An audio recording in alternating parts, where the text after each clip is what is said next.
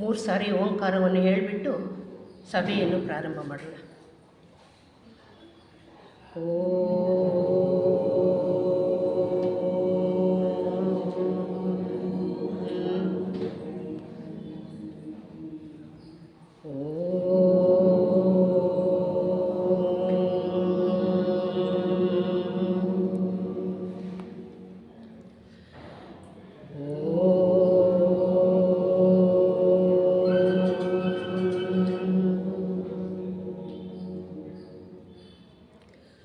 ಮಹಾತ್ಮರ ಪಾದಾರವಿಂದಕ್ಕೆ ನಮಿಸುತ್ತಾ ಎಲ್ಲ ಸೋದರ ಸೋದರಿಗೂ ನಾನು ಅನಂತ ವಂದನೆಗಳನ್ನು ಅರ್ಪಿಸುತ್ತಾ,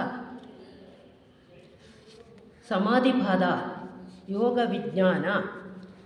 ಸಮಾಧಿಪಾದ ಅಂದರೆ ಏನಪ್ಪ ಅಂತ ತಿಳ್ಕೋಬೇಕು. ಸಮಾಧಿ ಅಂತಂದರೆ ಎಲ್ಲವನ್ನು ನಿರ್ಮೂಲನವಾಗಿ ತೆಗೆಯುವಂಥದ್ದು. ನಮ್ಮ ಮನಸ್ಸಿನಲ್ಲಿರುವ ಎಲ್ಲ ಕಚಡ ಕೆಲಸಗಳು ಕಸಗಳನ್ನೆಲ್ಲ ತೆಗೆದು ಅಲ್ಲಿ ಸಮಾಧಿ ಅಂತಂದರೆ ಏನು ಇಲ್ಲದೇ ಇರೋ ಮಾಡುವಂಥದ್ದು, ಅದನ್ನು ಹೇಳ್ತಾರೆ.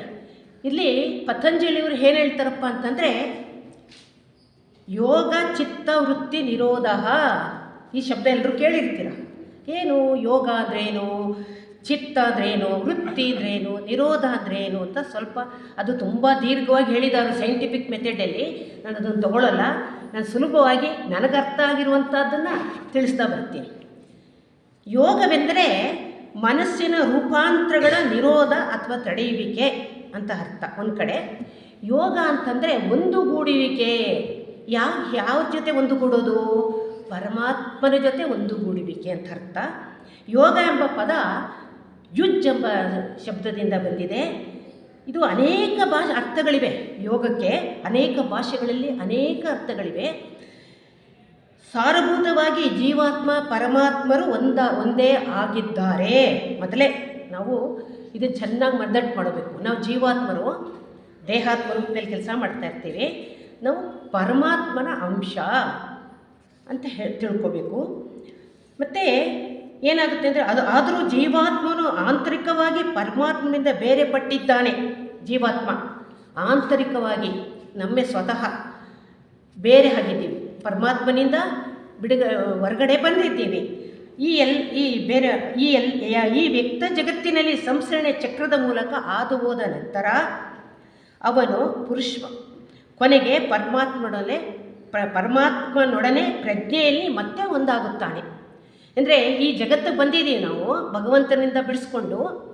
ಇಲ್ಲಿ ಈ ಜಗತ್ತು ಸ್ಥೂಲ ಪ್ರಪಂಚದಲ್ಲಿ ಬದುಕಿ ಬಾಳಿ ಕರ್ಮಗಳನ್ನೆಲ್ಲ ಸವಸ್ಕೊಂಡು ಎಲ್ಲ ಆದಮೇಲೆ ಪುನಃ ಭಗವಂತನ ಪ್ರಜ್ಞೆಯೊಳಗೆ ಒಂದಾಗುತ್ತೇವೆ ಅಂತ ಹೇಳ್ತಾ ಬರ್ತಾರೆ. ಈ ಸಂಯೋಗ ಸ್ಥಿತಿಯನ್ನೇ ಯೋಗ ಅಂತ ಹೇಳೋದು. ಪುನಃ ಈ ಜಗತ್ತಿಗೆ ಬಂದು ಪರಿಪೂರ್ಣರಾಗಿ ಪುನಃ ಪರಮಾತ್ಮನ ಪ್ರಜ್ಞೆಯೊಳಗೆ ಒಂದಾಗುವುದೇ ಯೋಗ. ಇನ್ನು ಚಿತ್ತ ಅಂದರೆ ಏನು? ಅದಕ್ಕೆ ಪದಕ್ಕೆ ಬರೋಣ. ಚಿತ್ ಅಥವಾ ಚಿತಿ ಎಂಬುದಾಗಿ ಉತ್ಪತ್ತಿಯಾಗಿದೆ. ವೇದಾಂತದಲ್ಲಿ ಸತ್ ಚಿತ್ ಆನಂದ ಅಂತ ಹೇಳ್ತಾರೆ. ಸತ್ ಚಿತ್ ಆನಂದ. ಇದರ ಅರ್ಥ ಯಾರು ಸತ್ಯವಾಗಿ ಸದಾ ನಡೀತಾರೋ ಆ ಚಿತ್ತದಲ್ಲಿ ಅದು ಶಾಶ್ವತವಾಗಿ ಉಳ್ಕೊತದೆ. ಆವಾಗಲೇ ಆನಂದ ಸಿಗೋದು ಅಂತ ಅರ್ಥ. ಈ ಆನಂದಗಳು ಪರಮಾತ್ಮನ ಮೂರು ಮುಖಗಳಿಂದ ಹೊಮ್ಮುತ್ತದೆ. ಈ ಆನಂದ ಸತ್ ಚಿತ್ ಆನಂದ ಪರಮಾತ್ಮನ ಮುಖದಿಂದ ಬರೋದು. ನಾವು ಸ್ಥೂಲ ಪ್ರಪಂಚದಲ್ಲಿ ಪಡ್ತೀವಲ್ಲ, ಅದು ಆನಂದ ಅಲ್ಲ, ಅದು ಶಾಶ್ವತ ಅಲ್ಲ. ಶಾಶ್ವತವಾದದ್ದು ಸತ್ ಚಿತ್ ಆನಂದ, ಪರಮಾತ್ಮನ ಮುಖದಿಂದ ಬರುವಂಥ ಆನಂದ ಅಂತ ಹೇಳ್ತಾರೆ. ಚಿತ್ ಶಕ್ತಿಯು ಮನುಷ್ಯನ ಆತ್ಮನಲ್ಲಿ ಪ್ರತಿಬಿಂಬಿತವಾಗಿದೆ. ಚಿತ್ ಶಕ್ತಿ, ಚಿತ್ ಅಂದರೆ ಮನಸ್ಸಿನ ಶಕ್ತಿ ನಮ್ಮಲ್ಲಿ ಇದೆ. ಈ ಪ್ರತಿಬಿಂಬವನ್ನು ಚಿತ್ ಎಂದು ಕರೆಯುತ್ತಾರೆ. ಆದ್ದರಿಂದ ಚಿತ್ ಎಂಬ ಉಪಕರಣ ಮಾಧ್ಯಮದ ಮೂಲಕ ಜೀವಾತ್ಮ ತನ್ನ ವೈಯಕ್ತಿಕ ಪ್ರಪಂಚವನ್ನು ಸೃಷ್ಟಿಸಿಕೊಳ್ಳುತ್ತಾನೆ. ಈ ಚಿತ್ತು ಒಳಗಡೆ ಸೇರಿಕೊಳ್ಳುತ್ತಾನೆ ಮನಸ್ಸಿನಲ್ಲಿ. ಆವಾಗ ನನ್ನದೇ ಒಂದು ಪ್ರಪಂಚವನ್ನು ನಾವು ಸೃಷ್ಟಿ ಮಾಡ್ಕೋತೀವಿ. ವೈಯಕ್ತಿಕ ಪ್ರಪಂಚ, ನನ್ನ ಸ್ವಂತದ್ದು, ನನ್ನ ಏಕಾಗ್ರತೆಯಿಂದ ಬರುವಂಥ ಒಂದು ಪ್ರಪಂಚವನ್ನು ನಾವೇ ಸೃಷ್ಟಿ ಮಾಡಿಕೊಳ್ಳೋದು ಅಂತ ಹೇಳ್ತಾರೆ ಇಲ್ಲಿ. ಅದರಲ್ಲಿ ಜೀವಿಸುತ್ತಾನೆ, ಅದರಲ್ಲೇ ಜೀವನ ಮಾಡ್ತಾ ಇದ್ದೀವಲ್ಲ ನಾವೆಲ್ಲ. ಇವಾಗ ನಾವೇ ಒಂದು ಪ್ರಪಂಚ ಸೃಷ್ಟಿ ಮಾಡ್ಕೊಂಡಿದ್ದೀವಿ, ಅದರಲ್ಲೇ ಜೀವನ ಮಾಡ್ತಾ ಇದ್ದೀವಿ. ನಮ್ಮ ಪ್ರಪಂಚ ಅಂದರೆ ಏನು? ವ್ಯಾಪಾರ, ವ್ಯವಹಾರ, ಮಕ್ಕಳು, ಸಂಸಾರ, ಇಷ್ಟು ನಮ್ಮ ಪ್ರಪಂಚ. ಅದರಲ್ಲೇ ಜೀವಿಸ್ತಾ ಇದ್ದೀವಿ. ಪರಮಾತ್ಮನೊಡನೆ ಸಂಯೋಗ ಹೊಂದುವುದು ಈ ಪ್ರಪಂಚದಲ್ಲಿ ವಿಕಾಸ ಹೊಂದುತ್ತಾನೆ. ನಾವು ಪರಮಾತ್ಮನಲ್ಲಿ ತಿರ್ಗ ಹೊಂದಬೇಕಾದ್ರೆ ಈ ಪ್ರಪಂಚದಲ್ಲಿ, ಈ ವ್ಯಕ್ತ ಪ್ರಪಂಚದಲ್ಲಿ ನಾವು ಕಷ್ಟ ಸುಖ ನೋವು ಎಲ್ಲ ಅನುಭವಿಸಿ ಕೊನೆಗೆ ಇದಲ್ಲ ನೇತಿ ರಮಣ ಮಹರ್ಷಿರು ಹೇಳ್ದಂಗೆ ಇದಲ್ಲ ಇದು ನಾನು ಇದಕ್ಕೋಸ್ಕರ ಬಂದಿಲ್ಲ, ನನಗೇನೋ ಬೇರೆ ಇದೆ, ನನ್ನ ಭಗವಂತ ಇಲ್ಲಿಗೆ ಇದಕ್ಕೋಸ್ಕರ ಈ ಸುಖ ಸಂತೋಷ ಮೋಹದಲ್ಲಿ ನಮ್ಮನ್ನು ಸಿಕ್ಕಿಸಿಲ್ಲ ಅಂತ ಹೇಳಿ ಬುದ್ಧಿ ಕಲೀಲಿಕ್ಕೋಸ್ಕರ ಕಳಿಸೋದಿಲ್ಲ ನಮ್ಮನ್ನು. ಅದನ್ನು ಚೆನ್ನಾಗಿ ಅರ್ಥ ಮಾಡ್ಕೋಬೇಕು. ಯಾಕೆಂದರೆ ನಮ್ಮ ಜನ್ಮಾಂತರದ ಕರ್ಮದ ಮೂಟೆ ಬೇಕಾದಷ್ಟಿದೆ. ಅದೆಲ್ಲ ಕಳೆದ್ರೆ ಮಾತ್ರನೇ ಪರಮಾತ್ಮನ ಜ್ಞಾನದೊಡನೆ ಒಂದಾಗ್ಲಿಕ್ಕೆ ಸಾಧ್ಯ ಅಂತ ಹೇಳ್ತಾ ಬರ್ತಾರೆ. ಇದು ಈ ಪ್ರಪಂಚದಲ್ಲಿ ವಿಕಾಸ ಹೊಂದುತ್ತಾನೆ. ಒಂದೊಂದೇ ಮೆಟ್ಲು ಹೇಗೆ ಮಕ್ಕಳನ್ನ LKGಯಿಂದ UKGಯಿಂದ ಕಾಲೇಜು ಡಿಗ್ರಿ ಮೆಡಿಕಲ್ವರೆಗೂ ಹೇಗೆ ಹೋಗ್ತಾನೋ ಅವನು ಸ್ವಾರ್ಥದಿಂದ ಹೋಗ್ತಾನೆ. ಇಲ್ಲಿ ನೀವು ಸ್ವಾರ್ಥ ಬಿಟ್ಟು ಮೆಟ್ಲುಗಳನ್ನು ಹತ್ತುತ್ತಾ ಹೋಗಬೇಕು. ಸ್ವಾರ್ಥ ಜೊತೆಗೆ ಸೇರಿಕೊಂಡ್ರೆ ನಾವು ಮುಂದಕ್ಕೆ ಗುರಿ, ನಮ್ಮ ಗುರಿ ಅಂದರೆ ಪರಮಾತ್ಮನ ಜ್ಞಾನದೊಡನೆ ಪ್ರಜ್ಞೆಯೊಡನೆ ಐಕ್ಯವಾಗೋದೇ ನಮ್ಮ ಗುರಿ. ಅದು ಸತತವಾಗಿ ನಮ್ಮ ಮನಸ್ಸಿನಲ್ಲಿ ಇಟ್ಕೊಂಡಿರಬೇಕು. ಆ ಗುರಿ ಮುಟ್ಟಬೇಕಾದ್ರೆ ಸ್ವಾರ್ಥವನ್ನು ಬಿಡ್ತಾ ಬಂದರೆ ಮಾತ್ರ ನಾವು ಗುರಿಯ ಕಡೆ ಹೋಗೋದು ಸಾಧ್ಯ. ಇಲ್ಲದೇ ಇಲ್ಲೇ ಕಟ್ಟಾಕೊಂಡ್ಬಿಡುತ್ತೆ ಸ್ವಾರ್ಥ ನಮ್ಮನ್ನು. ಆ ಮೋಹ ತುಂಬ ಇಂಪಾರ್ಟೆಂಟ್. ಇದು ಈ ಮೋಹ ಇದೆಯಲ್ಲ, ಯಾವುದೇ ರೀತಿ ಮೋಹ ಆಗ್ಬೋದು, ಮಕ್ಕಳ ಮೋಹ ಆಗ್ಬೋದು, ಆಸ್ತಿ ಮೋಹ ಆಗ್ಬೋದು, ವೆಹಿಕಲ್ ಮೋಹ ಆಗ್ಬೋದು, ಅದರಲ್ಲೇ ಮುಳುಗೋಗ್ಬಿಡ್ತೀವಿ.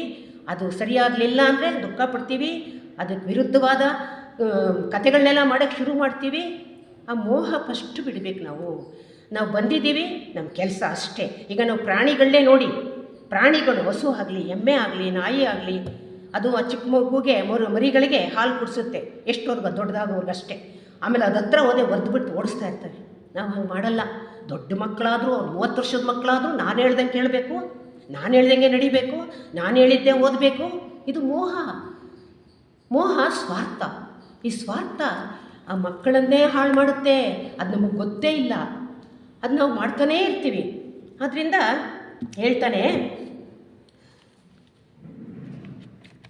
ಪ್ರಕೃತಿಯಿಂದ ಪ್ರಭಾವಿತವಾಗಿ ಕೆಲಸ ಮಾಡಲು ಪ್ರಾರಂಭಿಸುತ್ತದೆ ಈ ಪ್ರಕೃತಿಯಲ್ಲಿ ಏನು ಪ್ರಕೃತಿಯಲ್ಲಿ ಒಳ್ಳೆಯದು ಇದು ಕೆಟ್ಟದ್ದು ಇದೆ. ನಾವು ಒಳ್ಳೆಯದು ತಗೊಳ್ಳಲ್ಲ. ನಮಗೆ ಸುಖ ಬೇಕು, ಅಲ್ಲಿ ಲಾಭ ಬೇಕು, ಅದನ್ನು ಮಾತ್ರ ತಗೊಂಡು ನಾವು ಜೀವನ ಮಾಡೋಕ್ಕೆ ಅದು ಅದರ ಮುಖ್ಯ ಸ್ವರೂಪ ನಿಜವಾದ ರಹಸ್ಯವು ವ್ಯಕ್ತ ಪ್ರಪಂಚದ ಮೂಲದಲ್ಲಿ ಹೂತು ಹೋಗಿದೆ. ವ್ಯಕ್ತ ಪ್ರಪಂಚ ಇದೆಯಲ್ಲ, ನಮ್ಮ ಕಣ್ಣು ಕಾಣ್ತಾ ಇದೆಯಲ್ಲ ಪ್ರಪಂಚ, ಅದರ ಸತ್ಯತೆ ಅದು ಹೂತೋಗ್ಬಿಟ್ಟಿದೆ. ಯಾಕೆಂದರೆ ನಾವು ಅದ್ರ ಕಡೆ ಗಮನ ಕೊಟ್ಟಿಲ್ಲ. ಮೂಲದಲ್ಲಿ ಹೊಟ್ಟೋಗ್ಬಿಟ್ಟಿದೆ. ಈ ಸೂತ್ರದಲ್ಲಿ ಬರೋ 3ನೇ ಪದ ವೃತ್ತಿ ಅಂದರೆ ಕೆಲವು ಸರಿ ಕೆಲಸ ಅಂತ ಹೇಳ್ತಾರೆ, ಆದರೆ ಇಲ್ಲೇ ಹೇಳ್ತಾರೆ ಪತಂಜಲಿಯವರು ಇರುವುದು ಅಂತ ಹೇಳ್ತಾರೆ, ಅಥವಾ ಅಸ್ತಿತ್ವದಲ್ಲಿರುವುದು. ಆದ್ದರಿಂದ ವೃತ್ತಿಯು ಅಸ್ತಿತ್ವದ ಒಂದು ರೀತಿ. ಚಿತ್ತವೃತ್ತಿಗಳಲ್ಲಿ 5 ಬಗೆಗಳಿವೆ. ದುಃಖದಾಯಕ ಅಥವಾ ದುಃಖದಾಯಕವಲ್ಲದ್ದು. ನಮ್ಮಲ್ಲಿ ಸುಖ ಅಥವಾ ದುಃಖದ ಭಾವನೆಯನ್ನು ಎಬ್ಬಿಸುವ ಇತರ ಚಿತ್ತವೃತ್ತಿಗಳಿವೆ. ನಮ್ಮಲ್ಲಿ ಚಿತ್ತವೃತ್ತಿಗಳು ಮನಸ್ಸಿನ ಕೆಲಸಗಳು. ವೃತ್ತಿ ಅಂದರೆ ನಮ್ಮಲ್ಲಿ ಸುಖ ದುಃಖ ಎಲ್ಲವನ್ನೂ ನಮ್ಮ ಮನಸ್ಸೇ ಹೇಳ್ತಾ ಬರುತ್ತೆ. ಇದರಲ್ಲಿ ಸುಖ ಸಿಗುತ್ತೆ, ಇದರಲ್ಲಿ ದುಃಖ ಬರುತ್ತೆ ಅಂತ ಅದೇ ಹೇಳ್ತಾ ಬರುತ್ತೆ. ನೋಡಿ, ಈಗ ನಾವು ರುಚಿಕರವಾದ ಆಹಾರವನ್ನು ಸೇವಿಸಿದಾಗ ಒಂದು ಆನಂದ, ಎಷ್ಟು ಚೆನ್ನಾಗಿದೆಪ್ಪ, ರುಚಿಯಾಗಿದೆ ಅಂತ ಆನಂದ ಪಡ್ತೀವಿ. ಅದೇ ಸುಂದರವಾದ ಒಂದು ವಸ್ತುವನ್ನು ನೋಡಿದಾಗ ಇಷ್ಟು ಸುಂದರವಾಗಿದೆ ಅಂತ ಆನಂದ ಪಡ್ತೀವಿ. ಅದು ಒಂದು ಚಿತ್ತದ ಕೆಲಸ. ಇದರಲ್ಲಿ ಏನಾದರೆ ಘೋರ ದೃಶ್ಯವನ್ನು ನೋಡಿದಾಗ ಅಥವಾ ಒಂದು ಯಾತನೆಯ ದೃಶ್ಯವನ್ನು ನೋಡಿದಾಗ ದುಃಖ ಶುರುವಾಗುತ್ತೆ. ಅಲ್ಲಿ ಸುಖ ಎಲ್ಲಿದೆ, ಸಂತೋಷ ಎಲ್ಲಿದೆ? ಅದಕ್ಕೆ ಚಿತ್ತ ವೃತ್ತಿ ನಿರೋಧ ಅಂತ ಹೇಳಿಬಿಟ್ರು. ಇಲ್ಲಿ ಸುಖವನ್ನು ದುಃಖವನ್ನು ಒಂದೇ ರೀತಿಯಲ್ಲಿ ನೋಡ್ತಾ ಹೋದಾಗ ಆ ವೃತ್ತಿ ಕೆಲಸ ಮಾಡಲ್ಲ. ಆಗ ನಿರೋಧ ಮಾಡುತ್ತೆ, ವಿರೋಧಿಸುತ್ತೆ. ನೀನು ಇದಕ್ಕೋಸ್ಕರ ಕೆಲಸ ಮಾಡಬೇಡ, ಇದೆಲ್ಲ ನಡೀಬೇಕಾಗಿರೋದು ನಡೀತಾ ಇದೆ. ಯಾರಿಗೆ ಸಾವು ಬರುತ್ತೋ ಅವ್ರು ಬಂದೇ ಬರುತ್ತೆ. ನಾವು ಒಂದು ದಿವಸ ಸಾಯೋದೆ, ಸತ್ತಿರೋರ ಮುಂದೆ ಕೂತ್ಕೊಂಡು ಅಳೋದಲ್ಲ, ಅದು ನಿಜ. ಆದರೆ ನಾವು ಮಾನವರು, ನಾವು ಸಂಸಾರದಲ್ಲಿದ್ದೀವಿ. ಕೆಲವು ಸಾರಿ ದುಃಖ ಆಗುತ್ತೆ, ಅದೇ ಅತಿ ಮಾಡ್ಕೊಂಡು ಹೋಗಬಾರ್ದು. ಅದರಿಂದ ನಮಗೂ ಸಾವು ಬರುತ್ತೆ, ನಾವು ಮರಣ ಹೊಂದುತ್ತೀವಿ. ಎಲ್ಲರೂ ಹುಟ್ಟಿರ್ಬೋದು, ಪ್ರತಿಯೊಬ್ಬರು ಸಾಯಲಿಕ್ಕೆ ಅಂತ ಹೇಳ್ತಾ ಬರ್ತಾರೆ. ನಾವು ನಮ್ಮ ಮನಸ್ಸಿನಲ್ಲಿ ದುಃಖದ ಪ್ರತಿಕ್ರಿಯೆ ಸುಖದ ಪ್ರತಿಕ್ರಿಯೆಗಳನ್ನು ಉತ್ಪತ್ತಿ ಮಾಡುವುದಿಲ್ಲ. ನಮ್ಮ ಮನಸ್ಸಿನಲ್ಲೇ ಶುರುವಾಗಲ್ವಂತೆ ಇದು ದುಃಖ ಸುಖ ಎಲ್ಲ. ಯಾವುದರಿಂದ, ಉದಾಹರಣೆಗೆ ರಸ್ತೆಯಲ್ಲಿ ನಡೆದುಕೊಂಡು ಹೋಗುವಾಗ ಒಂದು ಮರ ನೋಡ್ತೀವಿ, ಅಲ್ಲೇನು ಸುಖ ಸಿಗುತ್ತಾ, ದುಃಖ ಸಿಗುತ್ತಾ? ಸುಮ್ಮನೆ ಮಾಮೂಲಿ ನೋಡ್ಕೊಂಡು ಹೊರಟೋಗ್ತಾ ಇರ್ತೀವಿ. ಹಾಗೆ ಬರುವಂಥ ದುಃಖ ಸುಖಗಳನ್ನು ಕೂಡ ಹೇಗೆ ನಿರ್ಲಿಪ್ತ ಮನೋಭಾವನೆಯಿಂದ ಮರವನ್ನು ನೋಡಿದ್ರೋ ಅದೇ ರೀತಿ ನೋಡ್ತಾ ಬಂದರೆ ನಲ್ಲಿ ಚಿತ್ತ ವೃತ್ತಿ ಮಾಡೋಲ್ಲ, ನಿರೋಧಿಸುತ್ತೆ ಅಂತ ಹೇಳ್ತಾ ಬರ್ತಾರೆ. ಇಂದ್ರಿಯ ಗ್ರಹಿಕೆ ನಮ್ಮನ್ನು ಯಾವುದೇ ಸುಖದ ಅಥವಾ ದುಃಖದ ಭಾವನೆಯನ್ನು ಎಬ್ಬಿಸುವುದಿಲ್ಲ. ಇಂದ್ರಿಯಗಳು ಇರುತ್ತೆಯಲ್ಲ, ನಮ್ಮ ಪಂಚೇಂದ್ರಿಯಗಳು, ಅದೇನು ನಮ್ಮನ್ನು ನೋಡಿದ ವಸ್ತುವನ್ನು ನೋಡಿದ ತಕ್ಷಣ ನಮ್ಮ ಕಣ್ಣು ಇದು ಚೆನ್ನಾಗಿದೆ ಅಂತ ಇಂದ್ರಿಯ ಕಣ್ಣು ಹೇಳಲ್ಲ, ನಮ್ಮ ಮನಸ್ಸು ಹೇಳುತ್ತೆ. ಮನಸ್ಸು ನೋಡಿದ ವಸ್ತುಗಳನ್ನೆಲ್ಲ ನೋಡಿ, ಕೇಳಿದ ಒಂದು ಸುಶ್ರಾವದ ಸಂಗೀತವನ್ನು ಕೇಳಿ ಮನಸ್ಸು ಹೇಳೋದು ಇದು ಚೆನ್ನಾಗಿದೆ, ಇದು ಚೆನ್ನಾಗಿಲ್ಲ ಅಂತ ಹೇಳೋದು. ಇಂದ್ರಿಯಗಳು ಮಾಡಲ್ಲ ಆ ಕೆಲಸನ. ನಾವು ಇದುವರೆಗೂ ಇಂದ್ರಿಯಗಳೇ ಸರಿ ಇಲ್ಲ, ಕಣ್ಣು ಮುಚ್ಕೊಂಡು ಕೂತ್ಕೊಂಡ್ಬಿಡ್ಬೇಕು, ಕಿವಿಗೇನೋ ಇಟ್ಕೊಂಡು ಕೂತ್ಕೊಂಡ್ಬಿಡ್ಬೇಕು ಅಂದ್ಕೊಳ್ತೀವಿ. ಅಲ್ಲ, ಅದ್ರ ಡ್ಯೂಟಿ ಅದು. ಪಂಚೇಂದ್ರಿಯ ಕೆಲಸ ಮಾಡುತ್ತಷ್ಟೇ, ಅದನ್ನು ಮಾತ್ರ ನಾವು ನೋಡಬೇಕೇ ಹೊರತಾಗಿ ಆ ಕೆಲಸ ಮಾಡೋದು ಮನಸ್ಸು, ಚಿತ್ತ ವೃತ್ತಿಯನ್ನು ಸ್ಟಾರ್ಟ್ ಮಾಡಿಬಿಡುತ್ತೆ ಒಂದು ವಸ್ತುವಿನ ನೋಡಿದ ತಕ್ಷಣ. ಇದಕ್ಕೆ ಕಾರಣ ಕ್ಲೇಶಗಳು. ಕ್ಲೇಶ ಅಂದರೆ ದುಃಖ, ನೋವು ಎಲ್ಲ ಸೇರಿಕೊಡುತ್ತೆ, ಸಂಕಟಗಳು ಎಲ್ಲ. ಯೋಗದ ತತ್ವಜ್ಞಾನವು ಕ್ಲೇಶಗಳ ಸಿದ್ಧಾಂತ ಮೇಲೆ ಆಧಾರಿತವಾಗಿದೆ. ಯೋಗದ ತತ್ವಜ್ಞಾನ ಇದೆಯಲ್ಲ, ಯೋಗದಲ್ಲಿ ಇದೆಯಲ್ಲ ತತ್ವಜ್ಞಾನ, ಅದೆಲ್ಲ ಕ್ಲೇಶದ ಮೇಲೆ ಆಧಾರವಾಗಿರೋದು. ಆ ಕ್ಲೇಶವನ್ನೇ ಬಿಡ್ತಾ ಬರಬೇಕು ಅಂತ ಎಲ್ಲದರಲ್ಲೂ ಹೇಳ್ತಾ ಬರೋದು. ನೋಡಿ, ಲೋಕದ ಜೀವನ ಮಾಯೆಗಳಿಂದ ಕುರುಡಾಗಿಲ್ಲವೋ? ಮಾಯೆಯಿಂದನೇ ಎಲ್ಲ ಇರೋದು. ಆ ಕುರುಡು ಕಣ್ಣಿಂದ ನೋಡ್ತಾ ಇದ್ದೀವಿ, ಮಾಯೆ. ಅಂತಹ ವ್ಯಕ್ತಿಗಳೇ ಸುಖ ದುಃಖದ ಅನುಭವಗಳೆಲ್ಲವೂ ನಿಜವಾಗಿ ದುಃಖದಾಯಕವೇ. ಮಾಯೆ ಯಾವಾಗ ಆವರಿಸ್ಕೊಳ್ಳುತ್ತೋ ಆವಾಗ ದುಃಖ ಶುರುವಾಗುತ್ತೆ. ಒಂದೇನೋ ಒಂದು ಕಳೆದೋಯ್ತು ವಸ್ತು, ಅಥವಾ ಒಂದು ಒಂದು ಒಂದು ಒಂದು ಒಳ್ಳೆ ಬಟ್ಟೆನೋ, ಒಂದು ಒಳ್ಳೆ ಒಡವೆನೇ ಕಳೆದೋಯ್ತು, ತಿಂಗಳಾನ್ಗಟ್ಲೆ ಕೊರ್ಕೊಂಡು ಕೂತ್ಕೋತೀವಿ. ನೋಡಿ, ಇಲ್ಲೇ ಇದ್ದಂಥವ್ರು ಒಂದು ವಿಧಾನ ಹೇಳ್ತೀನಿ. ನಂಜುಂಡ ಶೆಟ್ಟರು ಮನೇಲಿ ಕಳ್ತನ ಆಯಿತು. ಅವ್ರೊಂದು ಚೂರು ದುಃಖ ಪಡಲಿಲ್ಲ. ಅವ್ನಿಗೇನು ಕದ್ಕೊಂಡು ಹೋದವ್ರಿಗೆ ಒಂದು ಶಾಪನೂ ಹಾಕಲಿಲ್ಲ. ಎಂಥ ಉನ್ನತ ವ್ಯಕ್ತಿ ಅವರು. ಎಲ್ಲೋ ಬದುಕೊಳ್ಳಿ ಬಿಡು, ಅವ್ನು ಬೇಕಾಗಿತ್ತು ತೊಗೊಂಡೋದ ಅಂದು ನಾವೆಲ್ಲ ಕೇಳಿದ್ದೀವಿ. ಅವನು ಬೇಕಾಗಿತ್ತು ತೊಗೊಂಡೋದ. ಆ ಮನೋಭಾವನೆ ಬರಬೇಕು. ಅದು ಕಷ್ಟ. ನಂದು ನಂದು ನಂದು ಅಂತ ಇಟ್ಕೊಂಡಿರ್ತೀವಲ್ಲ, ನಾನು ನಂದು ನನಗೆ ಅನ್ನೋದನ್ನು ಬಿಡೋದು ತುಂಬ ಕಷ್ಟ. ಆದರೆ ನಾವು ಸಾಧಕರು, ಇಲ್ಲಿ ಸುಮ್ಮನೆ ಬಂದು ಕೂತಿಲ್ಲ, TSFL ಮೆಂಬರ್ ಆಗಿಲ್ಲ, ನಾವು ಸಾಧನೆ ಮಾಡೋಕ್ಕೆ ಬಂದಿರೋದು. ಆದ್ದರಿಂದ ನಾವು ಆದಷ್ಟು ಸ್ವಲ್ಪ ಸ್ವಲ್ಪ ಸ್ವಲ್ಪ ಸ್ವಲ್ಪ ಬಿಡ್ತಾ ಬರಬೇಕು. ನಿರೋಧ, ಚಿತ್ತ ವೃತ್ತಿಗಳನ್ನು ನಿರೋಧಿಸಬೇಕಾದರೆ ಅವಿರತವಾದ ಅಭ್ಯಾಸ ಇರಬೇಕು. ಇದು ಹೇಳಿದ್ನಲ್ಲ, ದುಃಖದ ದಾಯಕ ಮೋಹದ ಸಂಬಂಧಗಳು ಬರ್ತಾವಲ್ಲ, ಅದು ತಕ್ಷಣ ಹೋಗಲ್ಲ. ಅಭ್ಯಾಸ ಯೋಗಯುಕ್ತೇನ ಚೇತಸ ನಾಣ್ಯಗಾಮಿನ ಅಂದ ಕೃಷ್ಣ. ಸತತವಾಗಿ ಅಭ್ಯಾಸ ಮಾಡ್ತಾ ಇರಬೇಕು. ಆ ಸಂಕಟ, ಆ ನೋವು ಬಂದ ತಕ್ಷಣವೇ ಓ ಕೃಷ್ಣ, ಈ ಥರ ಚಿತ್ತ ವೃತ್ತಿಯನ್ನು ನಾನು ನಿರೋಧ ಮಾಡಬೇಕಪ್ಪ. ಅದಕ್ಕೆ ಭಗವದ್ಗೀತೆಯಲ್ಲಿ ಎಲ್ಲ ನಮಗೆ ದಿನನಿತ್ಯಕ್ಕೆ ಬೇಕಾಗಿರುವಂಥ ವಿಚಾರಗಳನ್ನು ತುಂಬಿ ತುಳುಕಾಡ್ತಿದೆ. ಬರೀ ಶ್ಲೋಕದಲ್ಲೇ ಅಲ್ಲ, ಅದು ಕನ್ನಡದಲ್ಲಿ ಅರ್ಥಗಳು ಕೊಟ್ಟಿದ್ದಾರೆ. ಅದನ್ನು ದಿನಕ್ಕೊಂದೊಂದು ಅಧ್ಯಾಯ, ದಿನಕ್ಕೊಂದೊಂದು ಶ್ಲೋಕಗಳನ್ನು ಹೇಳ್ತಾ ಬಂದರೆ ನಮ್ಮಲ್ಲಿ ಎಷ್ಟೋ ಪರಿವರ್ತನೆ ಆಗುತ್ತೆ. ಮತ್ತು ಇನ್ನೂ ಒಂದು ಹೇಳ್ತಾರೆ, ಆ ಶ್ಲೋಕಗಳಲ್ಲಿ ಒಂದು ಶಕ್ತಿ ಇದೆ, ಆ ಒಂದೊಂದು ಅಕ್ಷರಗಳಲ್ಲಿ ಒಂದು ಶಕ್ತಿ ಇದೆ. ಅದನ್ನು ಪಠಣ ಮಾಡ್ತಿದ್ರೆ ಶ್ಲೋಕಗಳನ್ನು. ಅಭ್ಯಾಸ ಯೋಗಯುಕ್ತೇನ ಚೇತಸ ನಾಣ್ಯಗಾಮಿನ ಅಂದರು. ಸತತವಾಗಿ ಅಭ್ಯಾಸ ಮಾಡಿ ನೀನು. ಕೃಷ್ಣ ಅರ್ಜುನ ಹೇಳ್ತಾನೆ, ನನಗೆ ಸಾಧ್ಯವೇ ಇಲ್ಲ, ನಾನೇನು ಮಾಡಿದ್ರು ನನಗೆ ಆಗ್ತಾನೇ ಇಲ್ಲ ಅಂದಾಗ ಕೃಷ್ಣ ಹೇಳೋದು ಅಭ್ಯಾಸ ಮಾಡು, ಏಕ್ದಮ್ ಆಗಲ್ಲ. ಈಗ ಮಗುಗೆ ಈ ಬರ್ಸ್ಬೇಕಾದ್ರೆ ಎಷ್ಟು ಕಷ್ಟಪಡ್ತೀವಿ, ಅದು ತಿದ್ಸಿ ಕಲಿಸ್ತೀವಲ್ಲ. ಅದು ಇವತ್ತು ಕನ್ನಡ ತಿದ್ದಿ ನಾಳೆ ಒಂದು ಡಾಕ್ಟರ್ ಆಗಲ್ವಾ? ನಾವು ಹಾಗೆ ನಾವು ಏನಾಗ್ತೀವಿ ಅಂದರೆ ಬರೀ ಸ್ಥೂಲ ಪ್ರಪಂಚವನ್ನೇ ನೋಡಿಕೊಂಡು ಜೀವನ ಮಾಡ್ತಾಯಿದ್ದೀವಿ. ಸ್ಥೂಲ ಪ್ರಪಂಚ ಬೇಕು, ಅದು ಬಿಟ್ಟು ಬದುಕೋಕ್ಕಾಗಲ್ಲ. ಆಸೆ ಬೇಕು, ಎಷ್ಟು ಬೇಕು ಅಷ್ಟೇ. ಅತಿಯಾದ ಆಸೆ ನಮ್ಮನ್ನು ನಿರಾಸೆಗೆ ತಗೊಂಡೋಗಿ ಬೀಳುತ್ತೆ ಅಂತ ಭಗವಾನ್ ಬುದ್ಧರು ಕೂಡ ಹೇಳ್ತಾರೆ. ಬೇಕು ಅದನ್ನು ಕೂಡ ಅಂತ ಹೇಳ್ತಾರೆ. ಚಿತ್ತವೃತ್ತಿಗಳನ್ನು ನಿರೋಧಿಸಲು ಅಗತ್ಯವಾದ ಎರಡನೆಯ ಸಾಧನೆ ವೈರಾಗ್ಯ. ವೈರಾಗ್ಯ ಅಂದರೆ ವಿರಾಗ ಅಂದರೆ ರಾಗಗಳು ಯಾವ್ಯಾವುದು? ಆಸೆ, ಮೋಹ. ಆಸೆ ದೊಡ್ಡ ರಾಗ. ಅದನ್ನು ಬಿಡ್ತಾ ಬರಬೇಕು. ಆಸೆ ಏನಪ್ಪ? ಯಾವುದಕ್ಕೆ ಇಟ್ಕೋಬೇಕು? ನಾವು ಮುಂದುವರಿಯೋಕ್ಕೆ, ನಾವು ಪುಸ್ತಕಗಳು ಓದೋಕ್ಕೆ, ಧ್ಯಾನ ಮಾಡೋಕ್ಕೆ, ಉಪನ್ಯಾಸ ಕೇಳಿದ್ದನ್ನು ಮನನ ಮಾಡೋಕ್ಕೆ ಆಸೆ ಇಟ್ಕೋಬೇಕೇ ಹೊರತಾಗಿ ನನಗೆ ಮನೆ ಬೇಕು, ಎಷ್ಟು ಬೇಕು ಅಷ್ಟು ಲಿಮಿಟೇಷನ್ ಇದೆ. ನಾವು ಜಾಸ್ತಿ ಮಾಡಿದಷ್ಟು ಎಷ್ಟೋ ಮನೆಗಳಲ್ಲಿ ನಾವು ನೋಡಿದ್ದೀವಿ, ತುಂಬ ದುಡ್ಡು ಇಟ್ಕೊಂಡವರು, ಒಡವೆ ಇಟ್ಕೊಂಡವ್ರು ಎಷ್ಟು ಒದ್ದಾಡ್ತಿರ್ತಾರೆ ಅಂದರೆ ಅದನ್ನು ಬ್ಯಾಂಕಲ್ಲಿ ಇಡೋಕ್ಕೂ ಆಗಲ್ಲ, ಮನೇಲಿ ಇಡೋಕ್ಕೂ ಆಗಲ್ಲ, ಮೈ ಮೇಲೆ ತೊಟ್ಕೊಳ್ಳೋಕ್ಕೂ ಆಗಲ್ಲ. ಯಾಕೆ ಬೇಕಿದು? ಯಾಕೆ ಬೇಕು? Simple life very good life ಅಂತ ಹೇಳ್ತಾರೆ. ನಿಜವಾಗಲೂ ಸರಳವಾಗಿ ಬದುಕುವುದನ್ನು, ಬಂದಿದ್ದನ್ನು ದಾನ ಮಾಡುವುದನ್ನು, ಕಷ್ಟದಲ್ಲಿರೋರು ಕೊಡುತ್ತಾ ಬಂದರೆ ನಮ್ಮಲ್ಲಿ ಪರಮಾತ್ಮ ಬೇಗ ಎತ್ತುತ್ತಾನೆ ಮೇಲಕ್ಕೆ. ನೋವಿನಿಂದ ನರಳುತ್ತಿರೋರು, ರೋಗದಿಂದ ನರಳುತ್ತಿರೋರು ಎಷ್ಟೋ ಜನ ಇದ್ದಾರೆ. ನೀವು ಗೌರ್ಮೆಂಟ್ ಹಾಸ್ಪಿಟ್ಲಿಗೆ ಹೋಗಿ ನೋಡಿಬಿಟ್ರೆ ನರಕ ಸದೃಶನ ಇನ್ನೆಲ್ಲೂ ಇಲ್ಲ. ಅಲ್ಲಿ ಒಂದು 10 ರೂಪಾಯಿ ಇಂಜೆಕ್ಷನ್ ಮಾತ್ರೆ ಕೊಡೋಕ್ಕೂ ಅವ್ರ ಹತ್ರ ಗತಿ ಇರಲ್ಲ. ಅವ್ರನ್ನೆಲ್ಲ ಸುಮ್ಮನೆ ಬೀಳ್ಸಿರ್ತಾರೆ. ಆ ಕಡೆ ಹೋಗಿ ನೋಡಿ, ಒಂದು 10 ರೂಪಾಯಿ ಮಾತ್ರೆನೋ ಬೇಡ. ಅಲ್ಲಿ ಎಷ್ಟೋ ಗಂಡಂದಿರು ಕುಡುಕರು ಹೆಂಡ್ತಿದ್ದನ್ನು ತಂದು ಅಡ್ಮಿಟ್ ಮಾಡಿಬಿಟ್ಟು ಆ ಮಕ್ಕಳಾಗಿರ್ತಾರೆ, ಅವ್ರಿಗೊಂದು ಬಟ್ಟೆ ಕೊಡೋರಿಲ್ಲ, ಒಂದು ಲೋಟ ಕಾಫಿ ಕೊಡೋರಿಲ್ಲ. ಆ ಸೇವೆ ಮಾಡಬೇಕು. ಅದು ಬಿಟ್ಟು ತಪ್ಪು ತಿಳ್ಕೊಬೇಡಿ, ವಯಸ್ಸಾದವರೆಲ್ಲ ಬಸ್ ಸ್ಟ್ಯಾಂಡಲ್ಲಿ ಕೂತ್ಕೊಂಡು ಅರಟೆ ಹೊಡ್ಕೊಂಡು ರಾಜಕೀಯ ವಿಷಯ ಮಾತಾಡಿಕೊಂಡು ಪಾರ್ಕ್ನಲ್ಲಿ ಕೂತ್ಕೊಂಡು ಬರೀ ರಾಜಕೀಯ. ಏನು ಅದರಿಂದ ಏನು ಪ್ರಯೋಜನ? ಈ ಕೆಲಸ ಆದರೂ ಮಾಡಿದ್ರೆ ಭಗವಂತನ ದೃಷ್ಟಿಗೆ ಬೀಳ್ತೀವಿ ನಾವು. ಬಡವರು ಬಗ್ಗರು ಒಂದು ಬಟ್ಟೆ ಇಲ್ಲದೆ, ನನಗೊಬ್ರು ಹೇಳಿದರು, ಇವತ್ತಿಗೂ ಜ್ಞಾಪಕ ಬರುತ್ತೆ. ಈ ಚಳಿಗಾಲದಲ್ಲಿ ನೀವು ಬಸ್ಸಲ್ಲಿ ಹೋಗ್ತಾ ಇರ್ಬೇಕಾದ್ರೆ, ಬಸ್ ಸ್ಟ್ಯಾಂಡಲ್ಲಿ ನಿಂತಿರ್ಬೇಕಾದ್ರೆ ಎಷ್ಟೋ ಜನ ಬಟ್ಟೆ ಇಲ್ಲದೆ ಒಂದು ಟವಲ್ನ 3 ಜನ ಹುಡುಗರು ಹೊತ್ಕೊಂಡು ನಿಂತಿದ್ದಾರೆ. ನಾವು ಯಾವುದೋ ಮನೇಲಿರೋದು ಒಂದು ಬೆಡ್ಶೀಟು, ಒಂದು ಟವಲ್ಲು, ಒಂದು ಶಾಲು ಕೈಲಿ ಇಟ್ಕೊಂಡು ಹೋದರೆ ಅದನ್ನು ಕೊಡ್ಬೋದಲ್ಲ ಅವ್ರಿಗೆ. ಅದು ಒಂದು ಸಹಾಯ ಅಲ್ವಾ? ಹೊಸದೇ ಕೊಡಬೇಕು ಅಂತೇನಿಲ್ಲ. ಈ ಸಣ್ಣ ಸಣ್ಣದನ್ನು ಕೊಡ್ತಾ ಬಂದರೆ ದೊಡ್ಡದು ಕೊಡೋಕ್ಕೆ ಮನಸ್ಸು ಬರುತ್ತೆ ಅಂತ ಹೇಳ್ತಾರೆ. ಅದನ್ನೇ ನಿರೋಧ, ಇದನ್ನು ಮಾಡಬೇಕು ಅಂತ ಹೇಳ್ತಾರೆ. ಸ್ಥಿರವಾದ ವೈರಾಗ್ಯ ಅಗತ್ಯ. ರಾಗಗಳನ್ನು ಬಿಡ್ತಾ ಬರಬೇಕು. ನನಗೆ ಬೇಕು. ಯಾಕೆ? ನನ್ನ ಮಕ್ಳಿಗೆ ಬೇಕು, ನನ್ನ ಮೊಮ್ಮಕ್ಳಿಗೆ ಬೇಕು. ಮಕ್ಳು ಹೆಂಗಾಗ್ತಾರೋ ಗೊತ್ತಿರಲ್ಲ, ಮೊಮ್ಮಕ್ಳು ಹೆಂಗಾಗ್ತಾರೋ ಗೊತ್ತಿಲ್ಲ ನಮಗೆ. ಅವ್ರು ನಮ್ಮ ಆಸ್ತಿ ಉಳಿಸಿದ್ದು ಎಷ್ಟೋ ಮನೆಗಳಲ್ಲಿ ನೀವೇ ನೋಡಿದ್ದೀರಲ್ವ?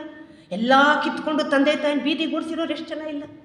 ಅದೇ ನೀವು ಅನಾಥ ಮಕ್ಕಳು ದೀನದಲ್ಲಿದ್ದರೂ ಕೊಟ್ಟರೆ ಪರಮಾತ್ಮನ ಹತ್ರ ಲೆಕ್ಕ ಇರುತ್ತೆ.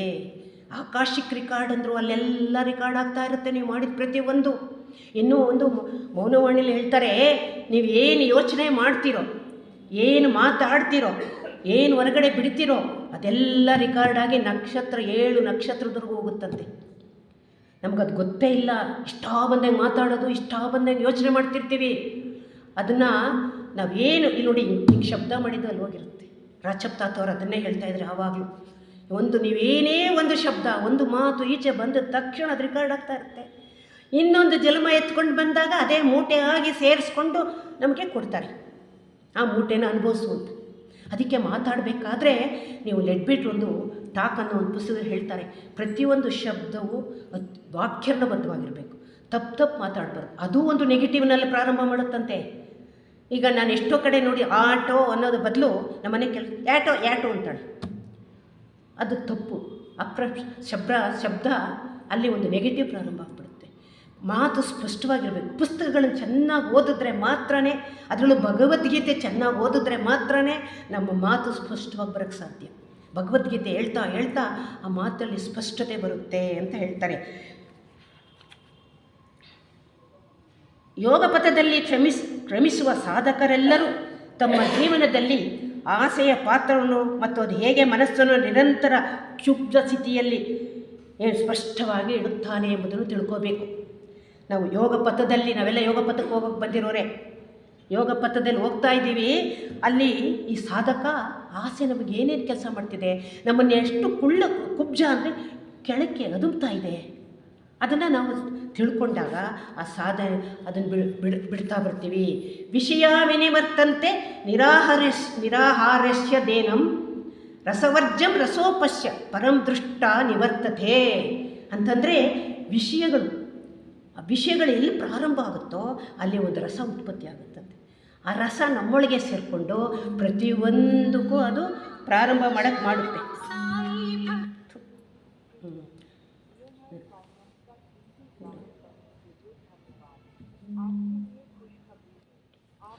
ಆ ಥರ ನೋಡಿ, ವಿಷಯಗಳಿಗೆ ಆಹಾರವನ್ನು ಕೊಡದಿರುವಾಗ ಅವು ದೇಹಿಯಿಂದ ದೂರವಾಗುತ್ತವೆ. ವಿಷಯಗಳು ಒಂದು ವಿಚಾರ ಬಂತು, ಅದಕ್ಕೆ ಅಷ್ಟೊಂದು ಸಂಬಂಧಗಳು ನಾವು ಉತ್ಪ್ರೇಕ್ಷೆ ಮಾಡಿ ಹೇಳೋದು, ಇನ್ನೊಬ್ಬರ ಹತ್ರ ಮಾತಾಡೋದು ಮಾಡದೇ ಇದ್ದರೆ, ನಮ್ಮ ಮನಸ್ಸನ್ನು ಮೌನ ಮಾಡಿಕೊಂಡ್ರೆ ಅದಕ್ಕೆ ಆಹಾರ ಕೊಟ್ಟಂಗೆ ವಿಷಯಗಳು ಅದನ್ನೇ ಚರ್ಚೆ ಮಾಡ್ತಾ, ಅದನ್ನೇ ಇನ್ನೊಬ್ರಿಗೆ ಹೇಳ್ತಾ, ಏನೋ ಒಂದು ವಿಷಯ ಪಕ್ಕದ ಮನೆ ಹುಡುಗ ಓಡೋದ್ನಂತೆ, ಹುಡುಗಿ ಯಾರನ್ನೋ ಕಟ್ಕೊಂಡು ಅದನ್ನು 3-4 ಜನದ ಹತ್ರ ಹೇಳ್ಕೊಂಡು ಬರೋದು. ಯಾಕೆ ಬೇಕದು? ಅವನ ಕಷ್ಟ ಏನಿತ್ತು, ಅವನ ನೋವು ಏನಿತ್ತು ನಮಗೇನು ಗೊತ್ತು? ಅದರಿಂದ ಏನೇ ವಿಷಯ ತಿಳ್ಕೊಂಡಿದ್ರು, ಈಗ ಪೇಪರ್ನಲ್ಲಿ ಬೇಕಾದಷ್ಟು ಬರುತ್ತೆ, ಅದನ್ನೇ ಎಲ್ಲರ ಹತ್ರ ಹೇಳ್ಕೊಂಡು ಬರೋದು. ಟಿ ವಿಲಿ ಬರುತ್ತೆ, ಅಲ್ಲಿ ಕೊಲೆ ಮಾಡಿದ್ನಂತೆ, ಇಲ್ಲಿ ಯಾರೋ ರೇಪ್ ಮಾಡಿದ್ರಂತೆ. ಅಲ್ಲಲ್ಲೇ ನಾವು ಅದನ್ನು ಮನಸ್ಸಿನೊಳಗಡೆ ಇಳಿಸ್ಕೊಂಡು ಬಂದು ಅಲ್ಲಿ ಪ್ರಚಾರ ಮಾಡ್ತಾಯಿರ್ತೀವಿ, ಆಹಾರ ಕೊಡ್ತಿರ್ತೀವಿ ವಿಷಯಕ್ಕೆ. ಅದರಿಂದ ಪತಂಜಲಿಯವರ ಪ್ರಕಾರ ಸಮಾಧಿಗೆ ಅಗತ್ಯವಾದ 4 ಗುಣಗಳು ಯಾವುವೆಂದರೆ ಸಮಾಧಿ ಎಂದರು. ಸಮಾಧಿ ಅಂದರೆ ಎಲ್ಲವನ್ನು ಸಾರಿಸಿ ಗುಡಿಸಿ ನಿರ್ಮೂಲನ ಮಾಡುವಂಥದ್ದು ಸಮಾಧಿ.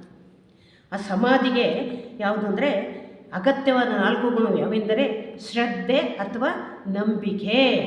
ಶ್ರದ್ಧೆ ಮತ್ತು ನಂಬಿಕೆ. ಶ್ರದ್ಧೆ ಇರಬೇಕು. ಶ್ರದ್ಧಾವನ್ ಲಭತೆ ಜ್ಞಾನಂ ಅಂದ ಕೃಷ್ಣ. ಯಾರಿಗೆ ಶ್ರದ್ಧೆ ಇರುತ್ತೋ ಅವನಿಗೆ ಜ್ಞಾನ ಸಿಗುತ್ತೆ.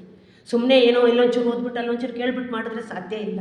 ಹಿಡ್ಕೊಂಡ್ರೆ ಪಟ್ಟಾಗಿ ಹಿಡ್ಕೋಬೇಕು. ಕೋತಿ ಏನಾದರೂ ಹಿಡಿದ್ಬಿಟ್ರೆ ಅದನ್ನು ಬಿಡಿಸೋದು ಎಷ್ಟು ಕಷ್ಟ. ಅದೆಲ್ಲ ಒಂದು ನಮ್ಗೆ ಉದಾಹರಣೆಗೆ ತಗೋಬೇಕು. ಹಾಗೆ ನಾವು ಭಗವದ್ಗೀತೆನೋ ಅಥವಾ ಈ ಕೊಟ್ಟಿರುವಂಥ ಗ್ರಂಥಗಳನ್ನು ಬಿಡ್ದಂಗೆ ಸತತವಾಗಿ ಅಲ್ಲಿ ಟೇಬಲ್ ಮೇಲೆ ಇಟ್ಕೊಂಡ್ಬಿಟ್ಟು ನೋಡ್ತಾ ಇದ್ದರೆ ಓದಬೇಕು. ಎಲ್ಲೋ ಪುಸ್ತಕ ಮೂಲೆಯಲ್ಲಿ ಇಟ್ಬಿಡೋದು, ಯಾವತ್ತೋ ತೆಗೆದು ನೋಡೋದು, ಅದರಿಂದ ನಾವು ಮುಂದುವರಿತಾ ಇಲ್ಲ. ನಮ್ಮ ಗುಣಗಳನ್ನು ಬಿಡೋಕ್ಕಾಗದೇ ಇರೋದು ಅದೇ ಕಾರಣ ಅಂತ ಹೇಳ್ತಾರೆ ಇಲ್ಲಿ ಪ್ರಕಾರ. ಸಮಾಧಿಗೆ ಅಗತ್ಯವಾದದ್ದು 4 ಗುಣಗಳು ಶ್ರದ್ಧೆ ಅಥವಾ ನಂಬಿಕೆ. ನಂಬಿಕೆ ಇರಬೇಕು. ಮಹಾತ್ಮರು ಕೊಟ್ಟಂಥ ಗ್ರಂಥಗಳಿವು ಅಂತ ಪೂರ್ಣವಾಗಿ ನಂಬಿಕೆ ಇರಬೇಕು. ಕೃಷ್ಣ ಕೊಟ್ಟಂಥ ಗ್ರಂಥ ಭಗವದ್ಗೀತೆ ಅಂತ ನಂಬಿಕೆ ಇರಬೇಕು. ಅವ್ರು ಕೊಟ್ಬಿಟ್ರಾ, ಕೃಷ್ಣ ಅಲ್ಲಿ ಬಂದು ಹೇಳ್ಬಿಟ್ನಾ ಆ ಯುದ್ಧದ ರಂಗದಲ್ಲಿ, ಇದೆಲ್ಲ ಚರ್ಚೆ ಮಾಡ್ತಾರೆ.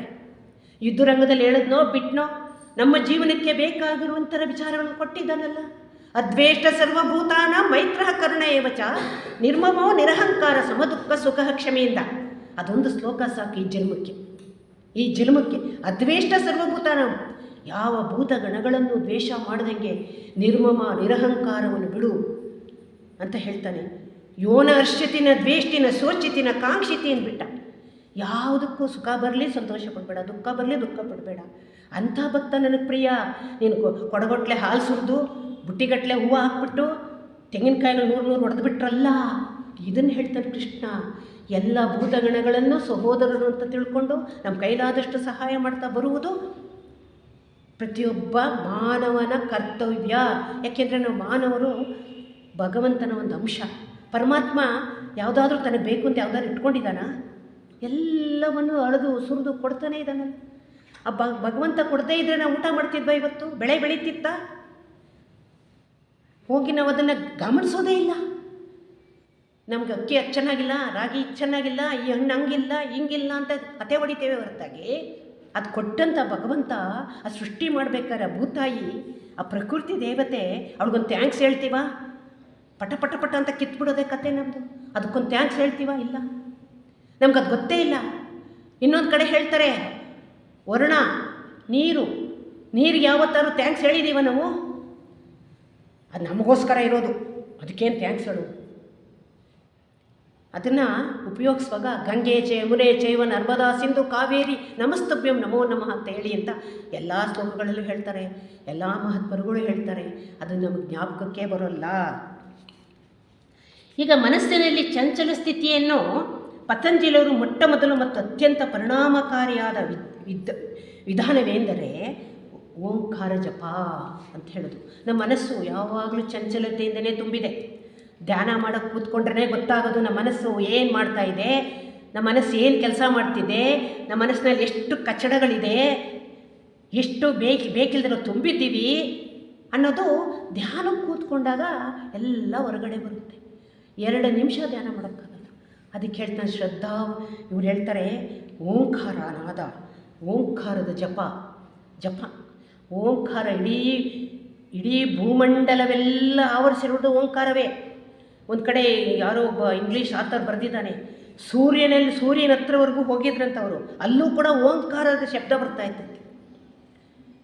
ಅದು ಓಂಕಾರದಲ್ಲಿ ಅದು ಬಿಡಿ ಬಿಡಿಯಾಗಿ ಹೇಳಿದಾಗ ಆ ಓ ಮಾ ಅಂತ ಇರುತ್ತೆ. ಅದನ್ನು ನೀವು ಕಂಟಿನ್ಯೂಸ್ ಆಗಿ ಆ ಅಕ್ಷರ ಹೇಳಿಬಿಟ್ಟು ಸ್ವಲ್ಪ ಹೊತ್ತು ನಿಲ್ಲಿಸ್ಬೇಕು, ತಿರ್ಗಾ ಪುನಃ ಹೇಳಬೇಕು, ನಿಲ್ಲಿಸ್ಬೇಕು, ಪುನಃ ಹೇಳಬೇಕು, ನಿಲ್ಲಿಸ್ಬೇಕು. ಹಾಗೆ ಓನು ಅಷ್ಟೇ. ಓ ಹೇಳಬೇಕು, ನಿಲ್ಲಿಸಬೇಕು. ಯಾಕೆಂದರೆ ನಮ್ಮ ಪ್ರಪಂಚ ಸ್ಥೂಲಲೋಕ, ಕಾಮಲೋಕ, ಮನೋಲೋಕಗಳು ಎಲ್ಲೋ ಬೇರೆ ಅಲ್ಲೆಲ್ಲೋ ಇಲ್ಲ, ನಮ್ಮ ಸುತ್ತನೇ ಇದೆ. ನಾವು ಇದು ಹೇಳಿದಾಗ ಅಲ್ಲೆಲ್ಲ ಸ್ಪಂದಿಸುತ್ತೆ. ಓಂಕಾರನಾದ, ಅಕಾರ, ಓಂಕಾರ, ಮಕಾರ ಎಲ್ಲ. ಮಕಾರ ಯಾತಕ್ಕೆ ಜಾಸ್ತಿ ದೀರ್ಘವಾಗಿ ಹೇಳಬೇಕು ಅಂತ ಹೇಳ್ತಾರೆ ಅಂದರೆ, ಯೋಗದಲ್ಲಿ ಮಕಾರ ದೀರ್ಘವಾಗಿ ಹೇಳಿದಷ್ಟು ನಮ್ಮ ಮೆಮರಿ ಪವರ್ ಹೆಚ್ಚಾಗುತ್ತೆ. ನಮ್ಮಲ್ಲಿ ಎಷ್ಟೋ ಸೆಲ್ಗಳು ವರ್ಕೆ ಆಗಿಲ್ಲ. ಎಡಮೆದುಳು ಕೆಲಸ ಮಾಡ್ತಾ ಇಲ್ಲ, ಬಲಮೆದುಳಿಂದ ಮಾತ್ರ ನಾವು ಜೀವನ ಮಾಡ್ತಾ ಇದ್ದೀವಿ. ಅಲ್ಲಿ ಬೇಕಾದಷ್ಟು ಅಣುಗಳಿದೆ. ಎಡಮೆದುಳು ಓಪನ್ ಆಗಬೇಕಾದ್ರೆ ಮಂತ್ರ ಜಪ, ಕಲೆ, ಪೇಂಟಿಂಗು, ಏನಾದರೂ ಒಂದು ಕೆಲಸ ಇದು ಮಾಡ್ತಾ ಇದ್ದರೆ ಅದು ಓಪನ್ ಅಪ್ ಆಗುತ್ತೆ. ಆಗಲೇ ನಾವು ಭಗವಂತನನ್ನು ಕಾಣಲಿಕ್ಕೆ ಸಾಧ್ಯ ಅಂತ ಹೇಳ್ತಾರೆ. ಇಲ್ಲಿ ಮಂತ್ರದಲ್ಲಿ ಹಲವಾರು ಶಬ್ದಗಳನ್ನು ಒಂದು ನಿರ್ದಿಷ್ಟ ರೀತಿಯಲ್ಲಿ ಜೋಡಿಸಿರುತ್ತಾರೆ. ಮಂತ್ರಗಳು, ಒಂದು ಮಂತ್ರ ಇದೆ, ಓಂ ನಮೋ ನಾರಾಯಣಾಯ, ಓಂ ನಮೋ ಶಿವಾಯ. ಅದು ಸುಮ್ಮನೆ ಹೇಳ್ಕೊಂಡು ಹೋಗ್ತೀವಿ, ಯಾರೋ ಹೇಳಿದರು ಅಂತ. ಓಂ ಅಲ್ಲಿ ಬಂದೇನೆ ನಮಃ ಶಿವಾಯ ಹೇಳೋದು. ಶಿವಾಯ ಅಂದರೆ ಏನು? ಮಂಗಳಕರವಾದವನು ಶಿವ. ನಾರಾಯಣ ಅಂದರೆ ಏನು? ಈ ನರನಾರರನ್ನೆಲ್ಲ ಪ್ರೀತಿಸುವನು ಅಂತ. ನರರು ನಾವನ್ನೆಲ್ಲ ಪ್ರೀತಿಸುವನು ನಾರಾಯಣ ಅಂತ. ಹಾಗೆ ನಾವು ಅದನ್ನು ಅರ್ಥ ಮಾಡಿಕೊಂಡು ಮಂತ್ರ ಹೇಳ್ತಾ ಇದ್ದರೆ ಅದರೊಳಗೆ ಮುಳುಗೋಗ್ತೀವಿ. ಓಂಕಾರ ಹೇಳಿಬಿಟ್ಟು ಮಂತ್ರಗಳ ಜಪಗಳನ್ನು ಜಾಸ್ತಿ ಮಾಡ್ತಾ ಬಂದರೆ ನಮ್ಮ ಮನಸ್ಸು ಸ್ಥಿರವಾಗಿ ನಿಲ್ಲುತ್ತೆ. ಅದಕ್ಕೆ ನೋಡಿ, ಓಂಕಾರ ಹೇಳಿಬಿಟ್ಟು ಒಂದು ಮಂತ್ರ ಜಪ ಮಾಡಿ ಪುಸ್ತಕ ಹಿಡ್ಕೊಂಡು ಓದ್ತಾ ಇರಿ, ಅವಾಗ ಓದೋಕ್ಕಾಗುತ್ತೆ. ಇಲ್ಲದೇ ನಿದ್ದೆ ಬರುತ್ತೆ, ಆಸಕ್ತಿ ಇಲ್ದಂಗೆ ಆಗಿಬಿಡುತ್ತೆ. ಅದನ್ನೇ ಹೇಳ್ತಾರೆ, ಮನಸ್ಸಿನ ಚಂಚಲವನ್ನು ಗೆಲ್ಲಲು ಪತಂಜಲಿಯವರು ಸೂಚಿಸಿರುವ ಮೊಟ್ಟ ಮೊದಲನೆಯ ಮಂತ್ರ ಮತ್ತು ಅತ್ಯಂತ ಪರಿಣಾಮಕಾರಿಯಾದ ವಿಧಾನವೆಂದರೆ ಓಂಕಾರ ಜಪ ಅಂತ ಹೇಳ್ತಾರೆ. ಮತ್ತು ಅದರ ಅರ್ಥ ಬಗ್ಗೆ ಧ್ಯಾನ. ಈ ಮಾರ್ಗದಲ್ಲಿ ಆತ್ಮ ಸಮರ್ಪಣೆ ಅಥವಾ ಶರಣಾಗತಿ ಏಕೈಕ ಕಾಲದಲ್ಲಿ ಜಪ ಮತ್ತು ಧ್ಯಾನಗಳು ಸಾಧಕನ ಪ್ರಜ್ಞೆಯನ್ನು ಅವನ ಗುರಿಯ ಕಡೆಗೆ ತಿರುಗಿಸ್ತದೆ. ಓಂಕಾರ ಜಪ ಮತ್ತು ಧ್ಯಾನ ಇದೆರಡು ಅವನನ್ನು ಆ ಗುರಿಯ ಕಡೆಗೆ ತಿರುಗಿಸ್ತದೆ. ಇದು ತುಂಬ ವಿಶದವಾಗಿ ಪತಂಜಲಿಯವರು ಬರೆದಿದ್ದಾರೆ. ಆಮೇಲೆ ಐಕೆ ತೈಮಿನಿಯವರು ಸೈಂಟಿಫಿಕ್ ಆಗಿ ಕೊಡ್ತಾ ಬರ್ತಿದ್ದಾರೆ. ಯೋಗದ ಬಗ್ಗೆ, ಚಿತ್ತವೃತ್ತಿ ನಿರೋಧದ ಬಗ್ಗೆ 20 ಪೇಜ್ ಬರೆದಿದ್ದಾರೆ. ನಾನು ಅದನ್ನು ಪೂರ್ತಿ ತೊಗೊಂಡಿಲ್ಲ, ಇಂಪಾರ್ಟೆಂಟ್ ಮಾತ್ರ ತೊಗೊಂಡಿದ್ದೀನಿ. ಇಲ್ಲಿ ಇನ್ನೊಂದು ಏನಪ್ಪ ಅಂದರೆ ವಿಕ್ಷೇಪ ಅಂತ ಹೇಳಿದ್ರು. ವಿಕ್ಷೇಪ ಅಂದರೆ ಏನು?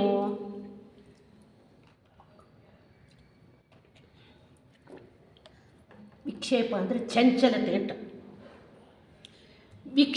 ವಿಕ್ಷೇಪವನ್ನು ಉಂಟು ಮಾಡಿ ಯೋಗಿಯ ಮಾರ್ಗಕ್ಕೆ ಅಡ್ಡಿಯಾಗುವ 9 ದೈಹಿಕ ಅಥವಾ ಮಾನಸಿಕ ಸ್ಥಿತಿಗಳನ್ನು ಪತಂಜಲಿಯವರು ಪರಿಗಣಿಸಿದ್ದಾರೆ.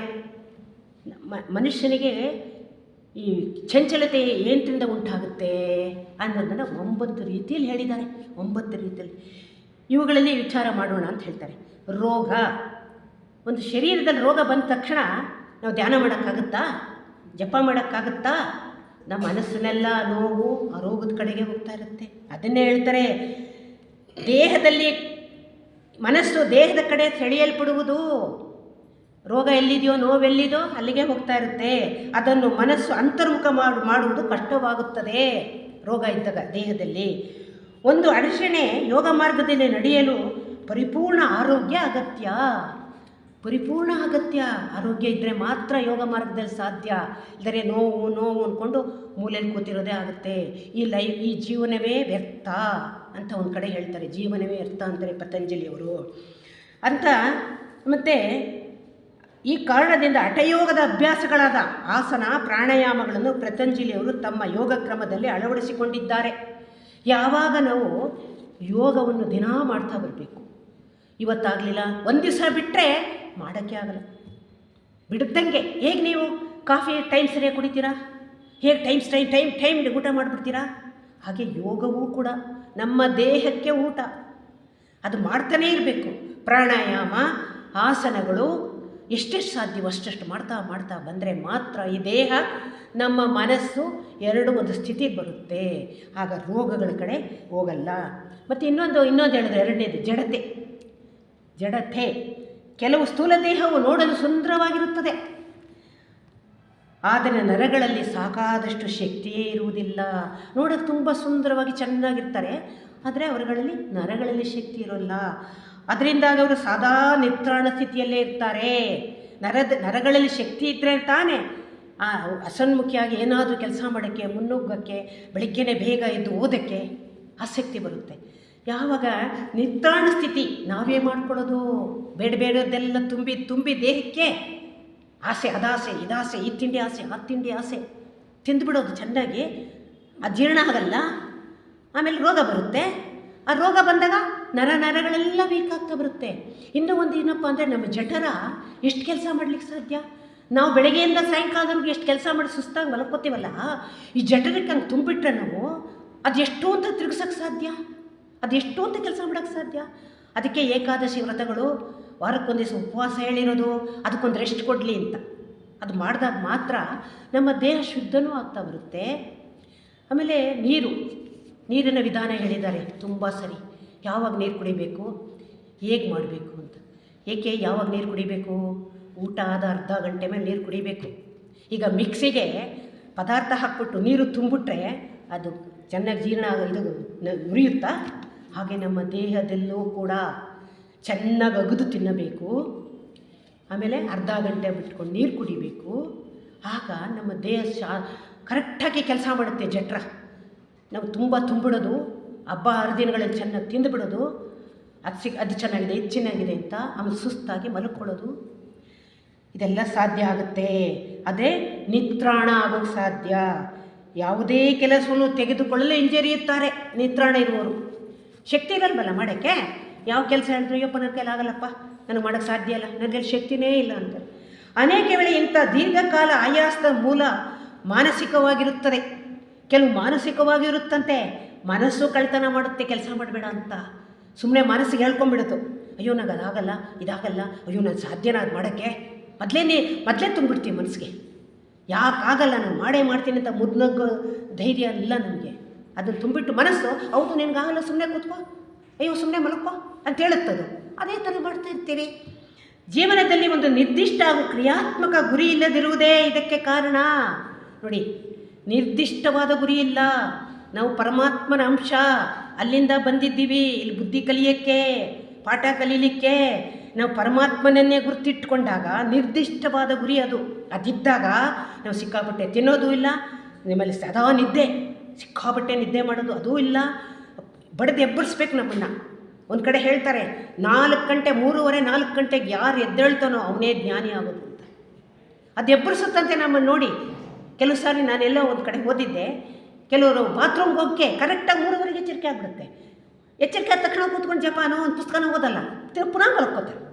ದಿನ 6 ಗಂಟೆ 7 ಗಂಟೆವರೆಗೂ ಬೇಕಾದ್ರೆ ಮಲ್ಕೊಂಡು ನಿದ್ದೆ ಬಂದಿರಲ್ಲ, ಆದರೂ ಏನೇನೋ ಯೋಚನೆ ಮಾಡ್ಕೊಂಡು ಮಲಗಿರ್ತಾರೆ. ಅದ್ರ ಬದಲು ಒಂದು ಪುಸ್ತಕ ಓದ್ತಾ ಇದ್ದರೆ, ಒಂದು ಬರಿತಾ ಇದ್ದರೆ ನಮ್ಮನ್ನು ಮುಂದಕ್ಕೆ ಕರ್ಕೊಂಡು ಹೋಗುತ್ತದೆ ಅಂತ ಹೇಳ್ತಾರೆ. ಆಮೇಲೆ ಸಂಶಯ, 3ನೇದು ಸಂಶಯ. ಇವ್ರು ಹೇಳಿಬಿಟ್ರು, ಅದು ಆಗ್ಬಿಡುತ್ತಾ, ಅದು ನಡೆದ್ಬಿಡುತ್ತಾ, ರಾಮಾಯಣ ನಡೆದ್ಬಿಡ್ತಾ, ಇವ್ರು ನೋಡಿಬಿಟ್ಟಿದ್ರಾ, ಭಗವದ್ಗೀತೆ ಕೃಷ್ಣ ಹೇಳಿದ್ದೆಲ್ಲ ಮಾಡಿಬಿಡೋಕ್ಕೆ ಆಗ್ಬಿಡುತ್ತಾ? ಈ ಥರ ಯೋಗ ಸಾಧನೆ ಜಯಪ್ರದವಾಗಬೇಕಾದರೆ ಯೋಗ ಮತ್ತು ಅದರ ವಿಧಾನಗಳನ್ನು ಪರಿಣಾಮಕಾರಿ ಎಂಬ ದೃಢವಾದ ನಂಬಿಕೆ ಅತ್ಯಗತ್ಯ. ನಾವು ಯೋಗ ಸಾಧನೆ ಮಾಡ್ತಾ ಇರಬೇಕಾದ್ರೆ ನಮ್ಮ ಮಾಂಸಖಂಡಗಳು ಬಿಗಿ ಹಾಕಬೇಕು, ನಮ್ಮ ದೇಹ ದೃಢವಾಗಬೇಕು, ನಮ್ಮ ಮನಸ್ಸು ಸ್ಥಿರವಾಗಿ ನಿಲ್ಲಬೇಕು, ಉಸಿರಾಟ ಸರಿಯಾಗಿ ಆಗಬೇಕು ಅನ್ನೋದಾದರೆ ನಾವು ಯೋಗ ಸಾಧನೆಯನ್ನು ಮಾಡ್ತಾ ಇರಬೇಕು. ಅದರಲ್ಲಿ ನಂಬಿಕೆ ಇಟ್ಕೋಬೇಕು. ಅಯ್ಯೋ ನಾನು ಎಷ್ಟು ದಿವಸ ಮಾಡಿದ್ರೆ ಏನೂ ಆಗಲಿಲ್ಲ, ಸ್ವಲ್ಪ ಮಾಡಿಬಿಡೋದು, 1 ದಿವಸ 4 ದಿವಸ ಮಾಡಿಬಿಡೋದು, ಅಯ್ಯೋ ಎಷ್ಟೊಂದು ಸರಿ ಹೇಳಿದ್ರೆ ನನಗೇನೂ ಆಗಲಿಲ್ಲ.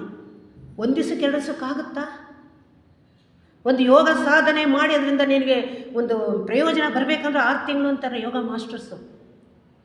ಕಂಟಿನ್ಯೂಸ್ ಆಗಿ ಮಾಡ್ತಾ ಇದ್ದರೆ ಸ್ವಲ್ಪ ಉತ್ಪತ್ತಿ ಆಗುತ್ತೆ. ನಾವೀಗ ಈಗ ಕಲ್ತು ಮಕ್ಕಳೆಲ್ಲ ಏಕದಮ್ ಡಾಕ್ಟ್ರ್ ಆಗಿಬಿಟ್ರ, ಹಾಗೆ ನಾವು ಕೂಡ ಪ್ರತಿಯೊಂದನ್ನು ಅಭ್ಯಾಸ ಯೋಗಯುಕ್ತೇನ, ಯೋಗಿಯಾದವನು ಅಭ್ಯಾಸವನ್ನು ಬಿಡದಂಗೆ ಮಾಡ್ತಾನೇ ಇರಬೇಕು ಅಂತ ಹೇಳ್ತಾರೆ. ಈ ಮಾರ್ಗದಲ್ಲಿ ಇದು ಇನ್ನೂ ಹೆಚ್ಚು ಅಗತ್ಯ. ಈ ಮಾರ್ಗದಲ್ಲಿ ಹೋಗಬೇಕಾದ್ರೆ ಸಂಶಯ ಇರಬಾರ್ದು. ಏಕೆಂದರೆ ಯೋಗಿಯು ಹಲವು ಅಸಾಮಾನ್ಯ ಪರಿಸ್ಥಿತಿಯಲ್ಲಿ ಕೆಲಸ ಮಾಡಬೇಕಾಗುತ್ತದೆ. ಇದು ತುಂಬ ಇಂಪಾರ್ಟೆಂಟು. ಯೋಗ ಸಾಧಕರು ಅಸಾಮಾನ್ಯ ಪರಿಸ್ಥಿತಿ. ಯಾವುದಪ್ಪ ಅಸಾಮಾನ್ಯ ಪರಿಸ್ಥಿತಿ?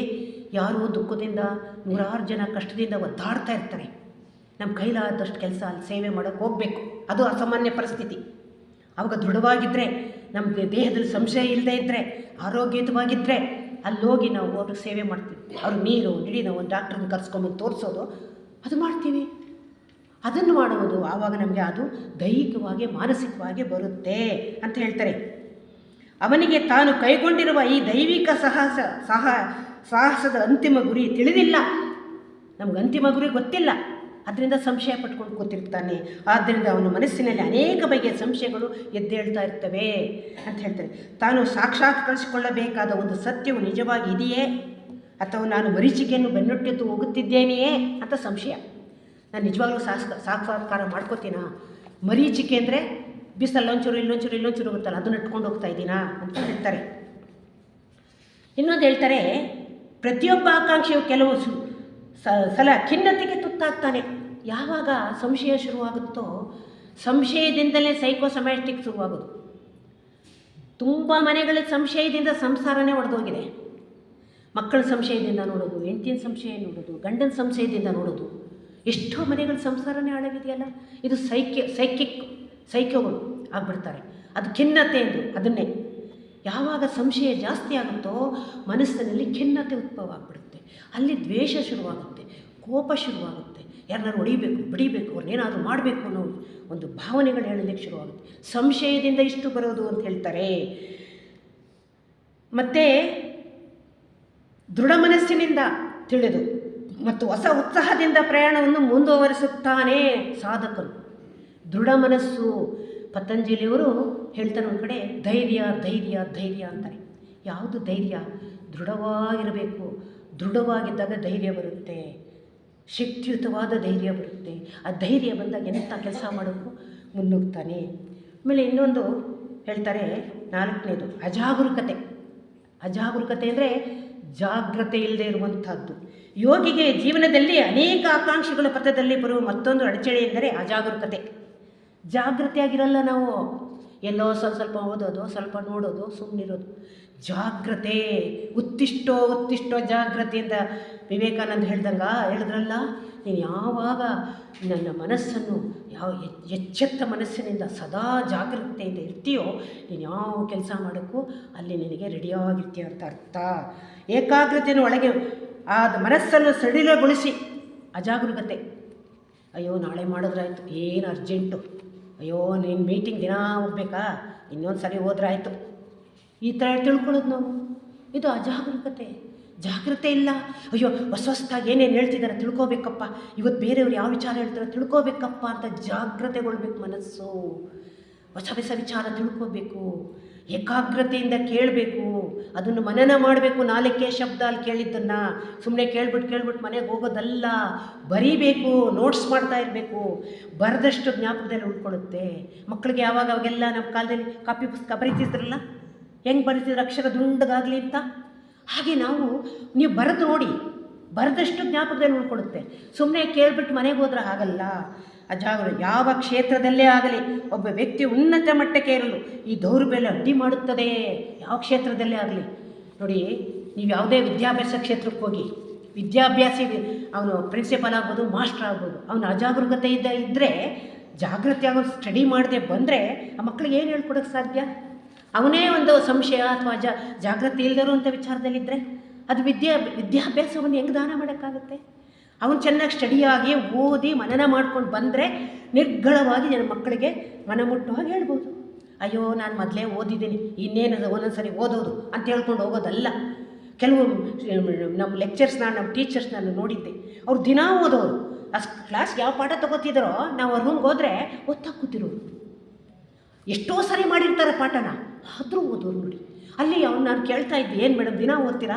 ಯಾಕೆ ಅಂದರೆ ನಿನಗೆ ಗೊತ್ತಿಲ್ಲ, ಓದ್ತಾ ಹೊಸ ವಿಚಾರ ಬರುತ್ತೆ, ಮಕ್ಕಳಿಗೆ ಇನ್ನೂ ಚೆನ್ನಾಗಿ ಹೇಳಬೇಕು ಅನಿಸುತ್ತೆ. ಅದು ಇರೋದು. ನಾವು ಅದಕ್ಕೆ ಓದ್ತಾ ಇರಬೇಕು. ಥಾಟ್ ಪವರಲ್ಲಿ ಬೆಸೆಂಟ್ ಏನು ಹೇಳ್ತಾರೆ, ನೀನು ಅರ್ಧ ಪೇಜ್ ಓದಿ ಸಾಕು, ಅರ್ಧ ಮನನ ಮಾಡ್ತಾ ಇರೋದನ್ನೇ. ನಿನ್ನಲ್ಲೇ ಅಮರಕೋಶ ಇದೆ, ಅದನ್ನು ಹುಡುಕಿಸುತ್ತೆ ನಿನಗೆ. ಈ ಬುಕ್ಕಲ್ಲಿರ್ಬೋದೇನೋ, ಆ ಬುಕ್ಕಲ್ಲಿರ್ಬೋದೇನೋ, ಅದು ತೊಗೋಬೇಕು, ಇದು ತೊಗೋಬೇಕು, ಇನ್ನು ವಿಚಾರ ತಿಳ್ಕೋಬೇಕು ಅನ್ನೋದು ಬರುತ್ತೆ. ಅರ್ಧ ಪೇಜ್ ಓದಿ ಧ್ಯಾನ ಮಾಡಿ ನೋಡಿ, ಅವಾಗ ನಿಮಗೆ ಅನುಭವ ಬರುತ್ತೆ ಅಂತ ಹೇಳ್ತಾರೆ. ಇದರಿಂದ ದೊಡ್ಡ ಆಘಾತಕ್ಕೊಳಗಾಗ್ತಾನೆ ಅಜಾಗರೂಕತೆಯಿಂದ. ಯಾರು ಅಭ್ಯಾಸವನ್ನು ಗೆದ್ದಿರುವುದಿಲ್ಲವೋ ಅಂತ ಅವನು ಯೋಗ ಪಥವನ್ನು ತುಳಿಯುವುದು ಆಲೋಚನೆಯನ್ನೇ ಮಾಡಬಾರದು. ಯಾರು ಜಾಗೃತೆಯಲ್ಲಿ ಇಲ್ಲದೆ ಇರಲ್ವೋ ಅವನು ಯೋಗ ಪಥಕ್ಕೆ ಕಾಲಿಡೋದೇ ಬಿಡಬೇಕು ಅಂತ ಹೇಳ್ತಾರೆ. ಆಮೇಲೆ ಇನ್ನೊಂದು ಹೇಳ್ತಾರೆ, 6ನೇದು ಸೋಮಾರಿತನ. ತುಂಬ ಸೋಮಾರಿತನ ನಮಗೆ. ಅಯ್ಯೋ ನಾಳೆ ಮಾಡಿದ್ರಾಯ್ತು, ಅಯ್ಯೋ ಇನ್ನೊಂದು ಸರಿ ಓದಿದ್ರಾಯ್ತು, ಅಯ್ಯೋ ಅವ್ರು ಕರೆದವ್ರೆ ಏನು ಹೋಗಲೇಬೇಕಾ, ಈ ಥರ ಮನೋಭಾವನೆ. ಮನೆಗೆ ಬಂದು ಪಾಪ ಅವ್ರು ಪ್ರೀತಿಯಿಂದ ಕುಂಕುಮ ಕೊಟ್ಟು ಏನೋ ಕಾಣಿಕೆ ಕೊಟ್ಟು ಕರೆದಿರ್ತಾರೆ, ನಾವು ಹೋಗೇನೋ ಆಶೀರ್ವಾದ ಮಾಡೋದಷ್ಟೇ ನಮ್ಮ ಕೆಲಸ, ನಾವೇನು ಕೊಡೋಲ್ಲ ಅಲ್ಲಿ. ಅದಕ್ಕೂ ಸೋಮಾರಿತನ. ಅದು ಯಾಕೆ ಸೋಮಾರಿತನ ಬರುತ್ತೆ ಹೇಳಿ? ಚೆನ್ನಾಗಿ ತಿಂದ್ಬಿಡ್ತೀವಿ, ನಿದ್ದೆ ಮಾಡ್ತೀವಿ. ಅದನ್ನೇ ಕೇಳುತ್ತೆ ಈ ದೇಹ. ನೀನು ನಿದ್ದೆ ಮಾಡಿ ಸಾಕು, ಇವಾಗ ನಿದ್ದೆ ಟೈಮ್ ಇಲ್ಲ, ಈಗ ಊಟದ ಟೈಮು ಅಂತ ಹೇಳ್ತಾ ಇರುತ್ತೆ ಮನಸ್ಸು. ಅದಕ್ಕೆ ಕಲಿಸ್ಬಿಟ್ಟಿರ್ತೀವಿ ಆ ಥರ ಅಂತ ಹೇಳ್ತಾರೆ. ಸೋಮಾರಿತನ ಜಡತೆಯ ವ್ಯಕ್ತಿಯು ಜೀವನದ ಸಫಲತೆಗೆ ಹೇಗೆ ಅಡಚಣೆಯಾಗುತ್ತದೆಯೋ, ಜಡತೆ ಇರೋದಕ್ಕೆ ಹೆಂಗೆ ಅಡಚಣೆ ಆಗುತ್ತೆ ಜೀವನದಲ್ಲಿ, ಹಾಗೆ ಸೋಮಾರಿತನವೂ ಕೂಡ ಅಡಚಣೆ ಆಗುತ್ತದೆ. ಅದರಂತೆ ಸೋಮಾರಿತನವೂ ಕೂಡ ಅಡಚಣೆಯಾಗುತ್ತದೆ. ಒಬ್ಬ ವ್ಯಕ್ತಿಗೆ ತನಗೆ ಸುಖ ಸೌಲಭ್ಯಕ್ಕೆ ಬೇಕು, ಜೀವನದಲ್ಲಿ ಶ್ರಮಜೀವನ ಬೇಡ ಎಂಬ ಪ್ರವೃತ್ತಿಗೆ ಇಂಬು ಕೊಡುತ್ತಾನೆ. ಕಷ್ಟಪಡದೆ ದುಡ್ಡು ಬಂದುಬಿಡಬೇಕು, ಕಷ್ಟಪಡದೆ ಆಹಾರ, ರುಚಿಯಾದ ಆಹಾರ ಮುಂದಕ್ಕೆ ಬಂದುಬಿಡಬೇಕು. ಅದನ್ನೇ ಸೋಮಾರಿ ಕೇಳೋದು. ಮುರೊತ್ತು ಕೂತ್ಕೊಂಡು ತಿನ್ನೋದು, ಮಲಗೋದು, ಟಿ ವಿ ನೋಡೋದು. ಅದನ್ನು ನಾವೇ ಕಲಿಸಿರೋದು, ತಂದೆ ತಾಯಿನೇ ಕೂತ್ಕೊಂಡು ಮಾಡೋದು. ಮಕ್ಕಳಿಗೆ ತಾಯಿ ಚಿಕ್ಕ ಮಕ್ಕಳಿಂದ ರೂಢಿ. ನಾನು ಎಷ್ಟೋ ಮನೆಗಳಲ್ಲಿ ನೋಡಿದ್ದೀನಿ, ಮಕ್ಕಳನ್ನೆಲ್ಲ ಚಿಕ್ಕ ಮಕ್ಕಳು LKG UKG ಮಕ್ಕಳು ಟ್ಯೂಷನ್ ಕಟ್ಬಿಟ್ಟು ಟಿ ವಿ ನೋಡ್ತಾ ಕೂತ್ಕೋತಾರೆ. ಅದೇಗೆ ಮಕ್ಕಳು ಅದು ಆಗಕ್ಕೆ ಸಾಧ್ಯ? ನಮ್ಮನೇಲಿ ಒಂದು ಮಗು ಇತ್ತು, ಅದು ಎಂಥ ಮುದ್ದಾದ ಮಗು ಅಂದರೆ, ಅದಕ್ಕೆ ಹೇಳಿದ್ರೆ ನಿಜವಾಗ್ಲೂ ಇವತ್ತು ಅವನು ದೊಡ್ಡ ಡಾಕ್ಟ್ರೇಟ್ ಆಗಿದ್ದಾನೆ. ಹೇಳೋದು ಅವರಮ್ಮ ಟಿ ವಿ ಹುಚ್ಚು, ಅವನು ಹೋಮ್ವರ್ಕ್ ಬರೀಬೇಕು ಕ್ಲಾಸ್ನಲ್ಲಿ ಕೊಟ್ಟಿರೋದನ್ನ. ಅಮ್ಮ ನನಗೆ ಡಿಸ್ಟರ್ಬ್ ಆಗುತ್ತೆ, ಟಿ ವಿ ಆಫ್ ಮಾಡು ನಾನು. ಅವ್ರ ಅಮ್ಮಗೆ ಹೇಳೋನು, ಇಲ್ಲ ಕಣೋ ಸಣ್ಣಗ, ನೀನು ಬೇಡವೇ ಬೇಡ, ನನಗೆ ಆ ಕಡೆ ಮನಸ್ಸು ಬರುತ್ತೆ ಅಂತ ಹೇಳಿ ಓದೋದು ಕಂಡ್ರೆ ಮಗು. ಅಂಥದ್ದನ್ನು ನಾವು ಕಲಿಸ್ಬೇಕು ಮಕ್ಕಳಿಗೆ. ಅದು ಬಿಟ್ಟು ತಾಯಿಂದಿರೇ 30 ಸೀರಿಯಲ್ ನೋಡ್ಕೊಂಡು ಟಿ ವಿ ಮುಂದೆ ಕೂತ್ಕೊಂಡ್ಬಿಟ್ರೆ ಮಕ್ಕಳು ಏನು ಮಾಡ್ತಿದ್ದಾರೆ, ಏನು ಓದ್ತಿದ್ದಾರೆ, ಏನು ಮಾಡ್ತಿದ್ದಾರೆ ಅಂತ ಗಮನನೇ ಕೊಡ್ತೀವಿ. ಮಕ್ಕಳ ಜೊತೆ ಯಾರಾದರೂ ಆಟ ಆಡ್ತಾರಾ ತಾಯಿಂದಿರು? ಅವ್ರ ಜೊತೆ ಬರೋ ಚೆಸ್ ಆಡೋಣ, ಬರೋ ಬಾಲ್ ನೀನು ಹಾಕು, ನಾನು ಬ್ಯಾಟ್ ಹೊಡಿತೀನಿ ಕಣೋ. ಆ ಮಕ್ಕಳಿಗೆ ಎಂಥ ಖುಷಿ ಆಗುತ್ತೆ. ಅದನ್ನು ಮಾಡಲ್ಲ ಯಾರು. ಅದನ್ನು ಆಟದ ಕ್ಲಬ್ಗೆ ಹಾಕ್ಬಿಡೋದು, ಟ್ಯೂಷನ್ಗೆ ಹಾಕ್ಬಿಡೋದು. ಇವರು ಸುಖವಾಗಿ ಟಿ ವಿ ನೋಡಿಕೊಂಡು ಅಥವಾ ಫ್ರೆಂಡ್ಸ್ ಜೊತೆ ಮಾರ್ಕೆಟ್ಗೆ ಹೋಗ್ಕೊಂಡು ಕೂತ್ಕೊಳ್ಳೋದು. ಇದು ಸೋಮಾರಿತನಕ್ಕೆ ದಾರಿ ಅಂತ ಹೇಳ್ತಾರೆ. ಇದು ದೇಹ ಆರೋಗ್ಯಕ್ಕೆ ಹಿಂದಿರುಗಿದಾಗ ಜಡತೆ ತನಗೆ ತಾನೇ ಗುಣವಾಗುತ್ತದೆ. ಆರೋಗ್ಯವನ್ನು ನಾವು ದೇಹದಲ್ಲಿ ಇಟ್ಕೊಂಡ್ರೆ ಈ ಜಡತನ, ಸೋಮಾರಿತನ ಎಲ್ಲ ಹೋಗುತ್ತೆ. ಸೋಮಾರಿತನವನ್ನು ಹೋಗಲಾಡಿಸಿಕೊಳ್ಳಲು ಸಾಧನ ಕಠಿಣ ಮತ್ತು ಶ್ರಮಪೂರಿತ ಕಾರ್ಯಗಳನ್ನು ಮಾಡುತ್ತಾ ದೀರ್ಘಕಾಲ ಶಿಸ್ತಿನ ಜೀವನವನ್ನು ಜೀವಿಸುವುದೊಂದೇ ಮಾರ್ಗ. ಸೋಮಾರಿತನ ಪ್ರತಿಯೊಬ್ಬರಿಗೂ ಬರುತ್ತೆ, ಆದರೆ ಅದನ್ನು ಎದ್ದೋಳ ಮೇಲೆ ನಡಿ ಅಂತ ಹೇಳಬೇಕು. ಏನಾದರೂ ಕೆಲಸ ಮಾಡು, ಗಿಡಗಳಿಗೆ ನೀರು ಹಾಕು, ತೋಟ ಕ್ಲೀನ್ ಮಾಡು, ಅಥವಾ ಮನೇಲಿ ಧೂಳು ಹೊಡಿ. ಹೆಂಗೆ ಸ್ಪ್ರೇ ಮಾಡಬೇಕಾ? ಪಾತ್ರೆ ಜೋಡಿಸು, ಬಟ್ಟೆ ಮಡಚಿಡು. ಆ ಮನಸ್ಸಿಗೆ ಹೇಳಬೇಕು. ಅದು ಮಾಡಿ ಸಣ್ಣ ಸಣ್ಣ ಕೆಲಸ ಇವೆಲ್ಲ ಮಾಡ್ತಾ ಮಾಡ್ತಾನೆ ಸೋಮಾರಿತನ ಹೋಗುತ್ತೆ. ಅದು ಬಿಟ್ಬಿಟ್ಟು ಅಯ್ಯೋ ಯಾರೋ ಮಾಡ್ತಾರೆ ಬಿಡಿ, ಹೆಂಗಸ್ರಿಲ್ವಾ, ಕೆಲಸದವಳಿಲ್ವಾ, ಆ ಕೆಲಸದವಳು ಒಂದು ರಾಶಿ ಹಾಕ್ಬಿಟ್ರೆ ಅವಳು 1 ತಿಂಗಳು 2 ತಿಂಗಳು ಮಾಡಿ ಓಡೋಗ್ತಾಳೆ ಅಲ್ವಾ? ಅವಳು ನಮಗೆ ಮನುಷ್ಯರು ತಾನೆ, ಅವಳಿಗೆ ಒಂದು ಕೈ ನಾವು ಹಾಕಿದ್ರೆ ಅವಳಿಗೆ ಎಷ್ಟು ಸಹಾಯ ಆಗುತ್ತೆ. ಅದು ಮಾಡಬೇಕೇ ಹೊರತಾಗಿ ಆಗ ಸೋಮಾರಿತನ ಹೋಗುತ್ತೆ, ಜಾಗ್ರತೆ ಮೂಡುತ್ತೆ, ಜಡತೆ ದೂರ ಆಗುತ್ತೆ ಅಂತ ಹೇಳ್ತಾರೆ. ಆಮೇಲೆ ಇನ್ನೊಂದು ಪ್ರಾಪಂಚಿಕತೆ. ಇದು ತುಂಬ ಇಂಪಾರ್ಟೆಂಟ್ ನಮ್ಮ ಜೀವನದಲ್ಲಿ. ಪ್ರಾಪಂಚಿಕ ಜೀವನಕ್ಕೆ ಸಂಬಂಧಿಸಿದ ವಿಷಯಗಳನ್ನು ಎಷ್ಟರ ಮಟ್ಟಿಗೆ ಮುಳುಗಿಬಿಟ್ಟಿರುತ್ತಾನೋ ಎಂದರೆ ಜೀವನದ ನಿಜವಾದ ಸಮಸ್ಯೆಗಳ ಆಲೋಚಿಸಲು ಸಮಯವೇ ಇರುವುದಿಲ್ಲ. ಪ್ರಾಪಂಚಿಕ ಜೀವನ ಅಂದ್ರೇನು? ಎಲ್ಲ ಕೊಂಡ್ಕೊಳ್ಳೋದು, ನನಗೆ ಬೇಕು ಅಂತ ಸೇಕರಿಸೋದು, ಅದನ್ನು ಗೂಡುಗಟ್ಟಿ ಇಡೋದು, ಅಷ್ಟರಲ್ಲೇ ಜೀವನ ಮಾಡಿಬಿಟ್ಟು ಏನು ಬೇಕಾದಷ್ಟು ಸಮಸ್ಯೆಗಳು ಬರುತ್ತೆ ನಮ್ಮ ಜೀವನದಲ್ಲಿ. ಒಂದು ಸಂಸಾರ ಅಂದಮೇಲೆ ಸಮಸ್ಯೆ ಇದ್ದೇ ಇರುತ್ತಲ್ಲ, ಅದನ್ನು ಆಲೋಚನೆ ಮಾಡಿ ಅದನ್ನು ಸರಿಯಾದ ಮಾರ್ಗ ಕಂಡುಹಿಡಿಯೋಕ್ಕಾಗಲ್ಲ ಅವನಿಗೆ. ಪ್ರಾಪಂಚಿಕದಲ್ಲೇ ಮುಳುಗೋಗಿರ್ತಾನಲ್ಲ, ಅವು ಯಾರು ಹೆಂಗಾರ ಮಾಡ್ಕೊಳ್ಳಿ, ನಾನು ದುಡ್ಡು ಸೇರಿಸ್ಬೇಕು, ನಾನು ಒಳ್ಳೆ ಕಾರ್ ತೊಗೊಂಡು ಓಡಿಸ್ಬೇಕು, ಅಥವಾ ನಾನು ಬಿಲ್ಡಿಂಗ್ ಕಟ್ತಾನೆ ಇನ್ನೂ 3 ಅಂತಸ್ತು ಕಟ್ಟಬೇಕು. ಇದು ಪ್ರಾಪಂಚಿಕ ಜೀವನ ಬೇಕು. ಆದರೆ ಕಷ್ಟ ಬಂದಾಗ, ನೋವು ಬಂದಾಗ ಅದನ್ನು ಬಿಡಿಸ್ಕೊಳ್ಳೋದು ಹೆಂಗೆ ಅನ್ನೋ ಯೋಚನೆ ಇರೋಲ್ಲ. ಈ ಪ್ರಾಪಂಚಿಕತೆಯೇ ತುಂಬಿದೆಯಲ್ಲ, ಅಲ್ಲಿ ಜಾಗನೇ ಇರಲ್ವಲ್ಲ. ಹಾಗೆ ಅಂತ ಹೇಳ್ತಾರೆ. ನಮಗೆಲ್ಲ ಚಿಕ್ಕ ಮಕ್ಕಳಲ್ಲಿ ಒಂದು ಡೆಸ್ಕ್ ತುಂಬ ಸಾಮಾನು ತುಂಬಿಟ್ಟಿರೋರು, ತಾಂಬಿಟ್ಟು ಅದರಲ್ಲಿ ಯಾವ್ಯಾವುದು ವಿಂಗಡಿಸಿ ಮಾಡಿ ಅಂತ ಹೇಳೋರು. ವಿಂಗಡಿಸಿ ಮಾಡ್ತಾ ಮಾಡ್ತಾ ಅದು ಖಾಲಿ ಆಗೋಗೋದು. ಅವಾಗ ಹೇಳೋರು, ಯಾತಕ್ಕೆ ಖಾಲಿ ಆಯಿತು ಗೊತ್ತಾ, ನಿಮ್ಮ ಮನಸ್ಸಿನಲ್ಲಿ ಇಷ್ಟು ತುಂಬಿಕೊಂಡಿದ್ದೀರಾ, ಅದನ್ನೆಲ್ಲ ಖಾಲಿ ಮಾಡಿದ್ವಿ, ಅದೇ ನಮ್ಗೆ ಬೇಕಾಗಿರೋದು ಅಂತ ಹೇಳ್ತಾರೆ. ನಮ್ಮ ಮನಸ್ಸಿನಲ್ಲಿ ತುಂಬಿಕೊಂಡಿರೋ ಒಂದು ಯಾರೋ ಒಬ್ಬರು ಮಹಾತ್ಮರು ಹೇಳ್ತಾಯಿದ್ರು, ನೀನು ಹೇಗೆ ಮನೆ ಕಸವನ್ನೆಲ್ಲ ಹಬ್ಬ ಹುಣ್ಣಿಮೆಯಲ್ಲಿ ಕ್ಲೀನ್ ಮಾಡಿ ಆಚೆಗೆ ಹಾಕ್ತೀಯೋ, ಹಾಗೆ ವಾರಕ್ಕೊಂದು ಸಾರಿ ಕೂತ್ಕೊಂಡು ಧ್ಯಾನ ಮಾಡಿ ನಿನ್ನ ಮನಸ್ಸಿನಲ್ಲಿ ತುಂಬಿರುವ ಕಸಗಳನ್ನು ತೆಗೆದು ಆಚೆಗೆಸಿ. ಏನೋ ದೋಷ, ಏನೋ ಕೋಪ, ಯಾರೋ ನನಗೆ ಮೋಸ ಮಾಡಿದ್ರು, ನನಗೆ ಹಂಗಂದ್ರು ಹಿಂಗಂದ್ರು ಅಂತ ತುಂಬ್ಕೊಂಡಿರ್ತೀವಲ್ಲ, ಅದು ತೆಗೆದು ಆಚೆಗೆಸ್ತು. ಈ ಸಾಧನಾ ಚತುಷ್ಟಯದಲ್ಲಿ ಒಂದು ಕಡೆ ಹೇಳ್ತಾರೆ, ಯಾರೋ ಪಾಪ ನನ್ನ ಬೈದ್ಬಿಟ್ರು, ನಾನು ಏನು ಮಾತೇ ಆಡಿಲ್ಲ, ನನ್ನನ್ನು ಯಾಕೆ ಬೈದರು ಅಂತ ನಾವು ಅಂದ್ಕೊಂಡು ಅವ್ರಿಗೆ ಇನ್ನೊಂದಷ್ಟು ಶಾಪ ಹಾಕ್ಕೊಂಡು ಕೂತ್ಕೊಳ್ಳೋದು. ತಕ್ಷಣ ಸಾಧಕನಾದವನು, ಸಾಧನಾ ಚತುಷ್ಟಯ ಸರಿಯಾಗಿ ಓದಿರುವಂಥವನು ಏನು ಅಂದ್ಕೊಳ್ತಾನೆ ಅಂದರೆ, ಪಾಪ ಅವನಿಗೇನೋ ಸಂದರ್ಭ ಹಂಗೆ ಬಂದಿತ್ತೇನೋ, ಏನೋ ಪಾಪ ಅವನಿಗೇನೋ ಮನೇಲಿ ಕಷ್ಟ ಆಗಿದೆ, ಆ ಕೋಪ ಬಂದು ನನ್ನ ಮೇಲೆ ಆಗ್ದ ಅಂತ ತಿಳ್ಕೊಂಬಿಟ್ರೆ ನಮ್ಮೊಳಗಡೆ ಏನು ಉಳಿಯಲ್ಲ, ಪ್ರಾಪಂಚಿಕತೆನೇ ಉಳಿಯಲ್ಲ. ಅಷ್ಟೇ ಸಣ್ಣ ವಿಚಾರ ನೋಡಿ, ಅದು ಅಷ್ಟು ಮಾಡೋದು ನಮ್ಮ ಕೈಲಾಗಲ್ಲ. ಅಷ್ಟು ಅದನ್ನೇ ಸೇಕರಿಸ್ಕೊಂಡು ಬೇರೆಯವ್ರ ಹತ್ರ ಎಲ್ಲ ಹೇಳ್ಕೊಂಡು, ಅಯ್ಯೋ ಅಮ್ಮ ನಾನು ಸುಮ್ಮನೆ ಕೂತಿದ್ದೆ, ಬಂದು ಹಿಂಗಂದ್ಬಿಟ್ರು. ಮದುವೆ ಮನೆಗೆ ಹೋಗ್ತೀವಿ, ಪಾಪ ಅವ್ರು ಅಷ್ಟು ಚೆನ್ನಾಗಿ ಬಂದು ಲಗ್ನ ಪತ್ರಿಕೆ ಕೊಟ್ಟು ಕುಂಕುಮ ಕರೆದಿರ್ತಾರೆ. ಮದುವೆ ಮನೆಗೆ ಹೋದಾಗ ಅವ್ರು ಏನೋ ಗಡಿಬಿಡಿಲಿರ್ತಾರೆ, ನಮ್ಮನ್ನು ಮಾತಾಡ್ಸಿರಲ್ಲ. ಯಮ್ಮ ನೋಡ್ದ ನನ್ನನ್ನು ಸರಿಯಾಗಿ ಮಾತಾಡಿಸ್ತಿಲ್ಲ, ಒಡವೆ ಹಾಕಿರೋರನ್ನೇ ಮಾತಾಡಿಸ್ತಾರೆ. ನಾವೇ ಕಲ್ಪನೆ ಮಾಡ್ಕೊಳ್ಳೋದು, ಊಹೆ ಮಾಡ್ಕೊಳ್ಳೋದು. ಅಯ್ಯೋ, ಮದುವೆ ಮನೆಯಲ್ಲಿ ಮದುವೆ ಮಾಡೋರಿಗೆ ಎಷ್ಟು ಕಷ್ಟ ಇರುತ್ತೆ ಅಂತ ಮಾಡಿದ್ರಿಗೆ ತಾನೇ ಗೊತ್ತಾಗೋದು. ಅದಕ್ಕೆ ನಾವು ತಕ್ಷಣ ಏನಕ್ಕೆ ಅದನ್ನು ಊಹೆ ಮಾಡ್ಕೋಬೇಕು, ಕಲ್ಪನೆ ಮಾಡ್ಕೋಬೇಕು. ಅದನ್ನು ಹೇಳ್ತಾರೆ, ಪ್ರಾಪಂಚಿಕ ವಿಷಯಗಳನ್ನು ತುಂಬ್ಕೋಬಾರ್ದು. ಇದೆಲ್ಲ ಪ್ರಾಪಂಚಿಕ ವಿಷಯಗಳು. ಪಾಪ ಅವ್ರಿಗೇನೋ ತೊಂದರೆ ಇರ್ಬೋದು, ಗಂಡವ್ರಿಗೆ ಸಹಾಯ ಮಾಡೋಕ್ಕೆ ಹೋಗ್ತಿದ್ದಾರೆ ಅಂತ ತಿಳ್ಕೋಬೇಕು. ಮನೆಗೆ ಬಂದು ಕರೆದಿರೋರು ಮಾತಾಡ್ತಾ ಇರ್ತಾರ, ಅಷ್ಟು ನಮ್ಮ ಮನಸ್ಸಿಗೆ ಒಳೆಯಲ್ಲ, ಅಷ್ಟಾಗಲೇ ಮಾತುಗಳು ಬರ್ತಾ ಇರುತ್ತೆ. ಯೋಗ ಪಥಕ್ಕೆ ಬರಬಹುದು, ಆದರೆ ಅವನು ಗತಕಾಲದ ಜೀವನದ ಭ್ರಮೆಗಳ ಬಗ್ಗೆ ಎಚ್ಚರ ಉಂಟಾದಾಗ ಅದರ ಪರಿಣಾಮವಾಗಿ ವ್ಯಕ್ತಿ ಯೋಗ ಪಥದಿಂದ ವಾಪಸ್ ಬಂದುಬಿಡ್ತಾನಂತೆ. ಯೋಗ ಪಥಕ್ಕೆ ಬಂದಿರ್ತೀವಿ ಇಲ್ಲಿಗೆ, ಯಾವುದೋ ಗತಕಾಲದ ನೆನಪು ಬಂದುಬಿಡುತ್ತೆ. ಅಯ್ಯೋ ನನಗೆ ಇಷ್ಟು ನನ್ನ ತಮ್ಮ ಅಣ್ಣ ಮೋಸ ಮಾಡಿಬಿಟ್ನಲ್ಲಪ್ಪ, ಇಷ್ಟು ಆಸ್ತಿ ಕಿತ್ಕೊಂಡ್ಬಿಟ್ನಲ್ಲಪ್ಪ ಅಂತ ಬಂದ ತಕ್ಷಣ ಈ ದಾರಿ ಬಿಟ್ಬಿಟ್ಟು ಹೋಗ್ಬಿಡ್ತೀವಿ ಯೋಗ ಪಥ.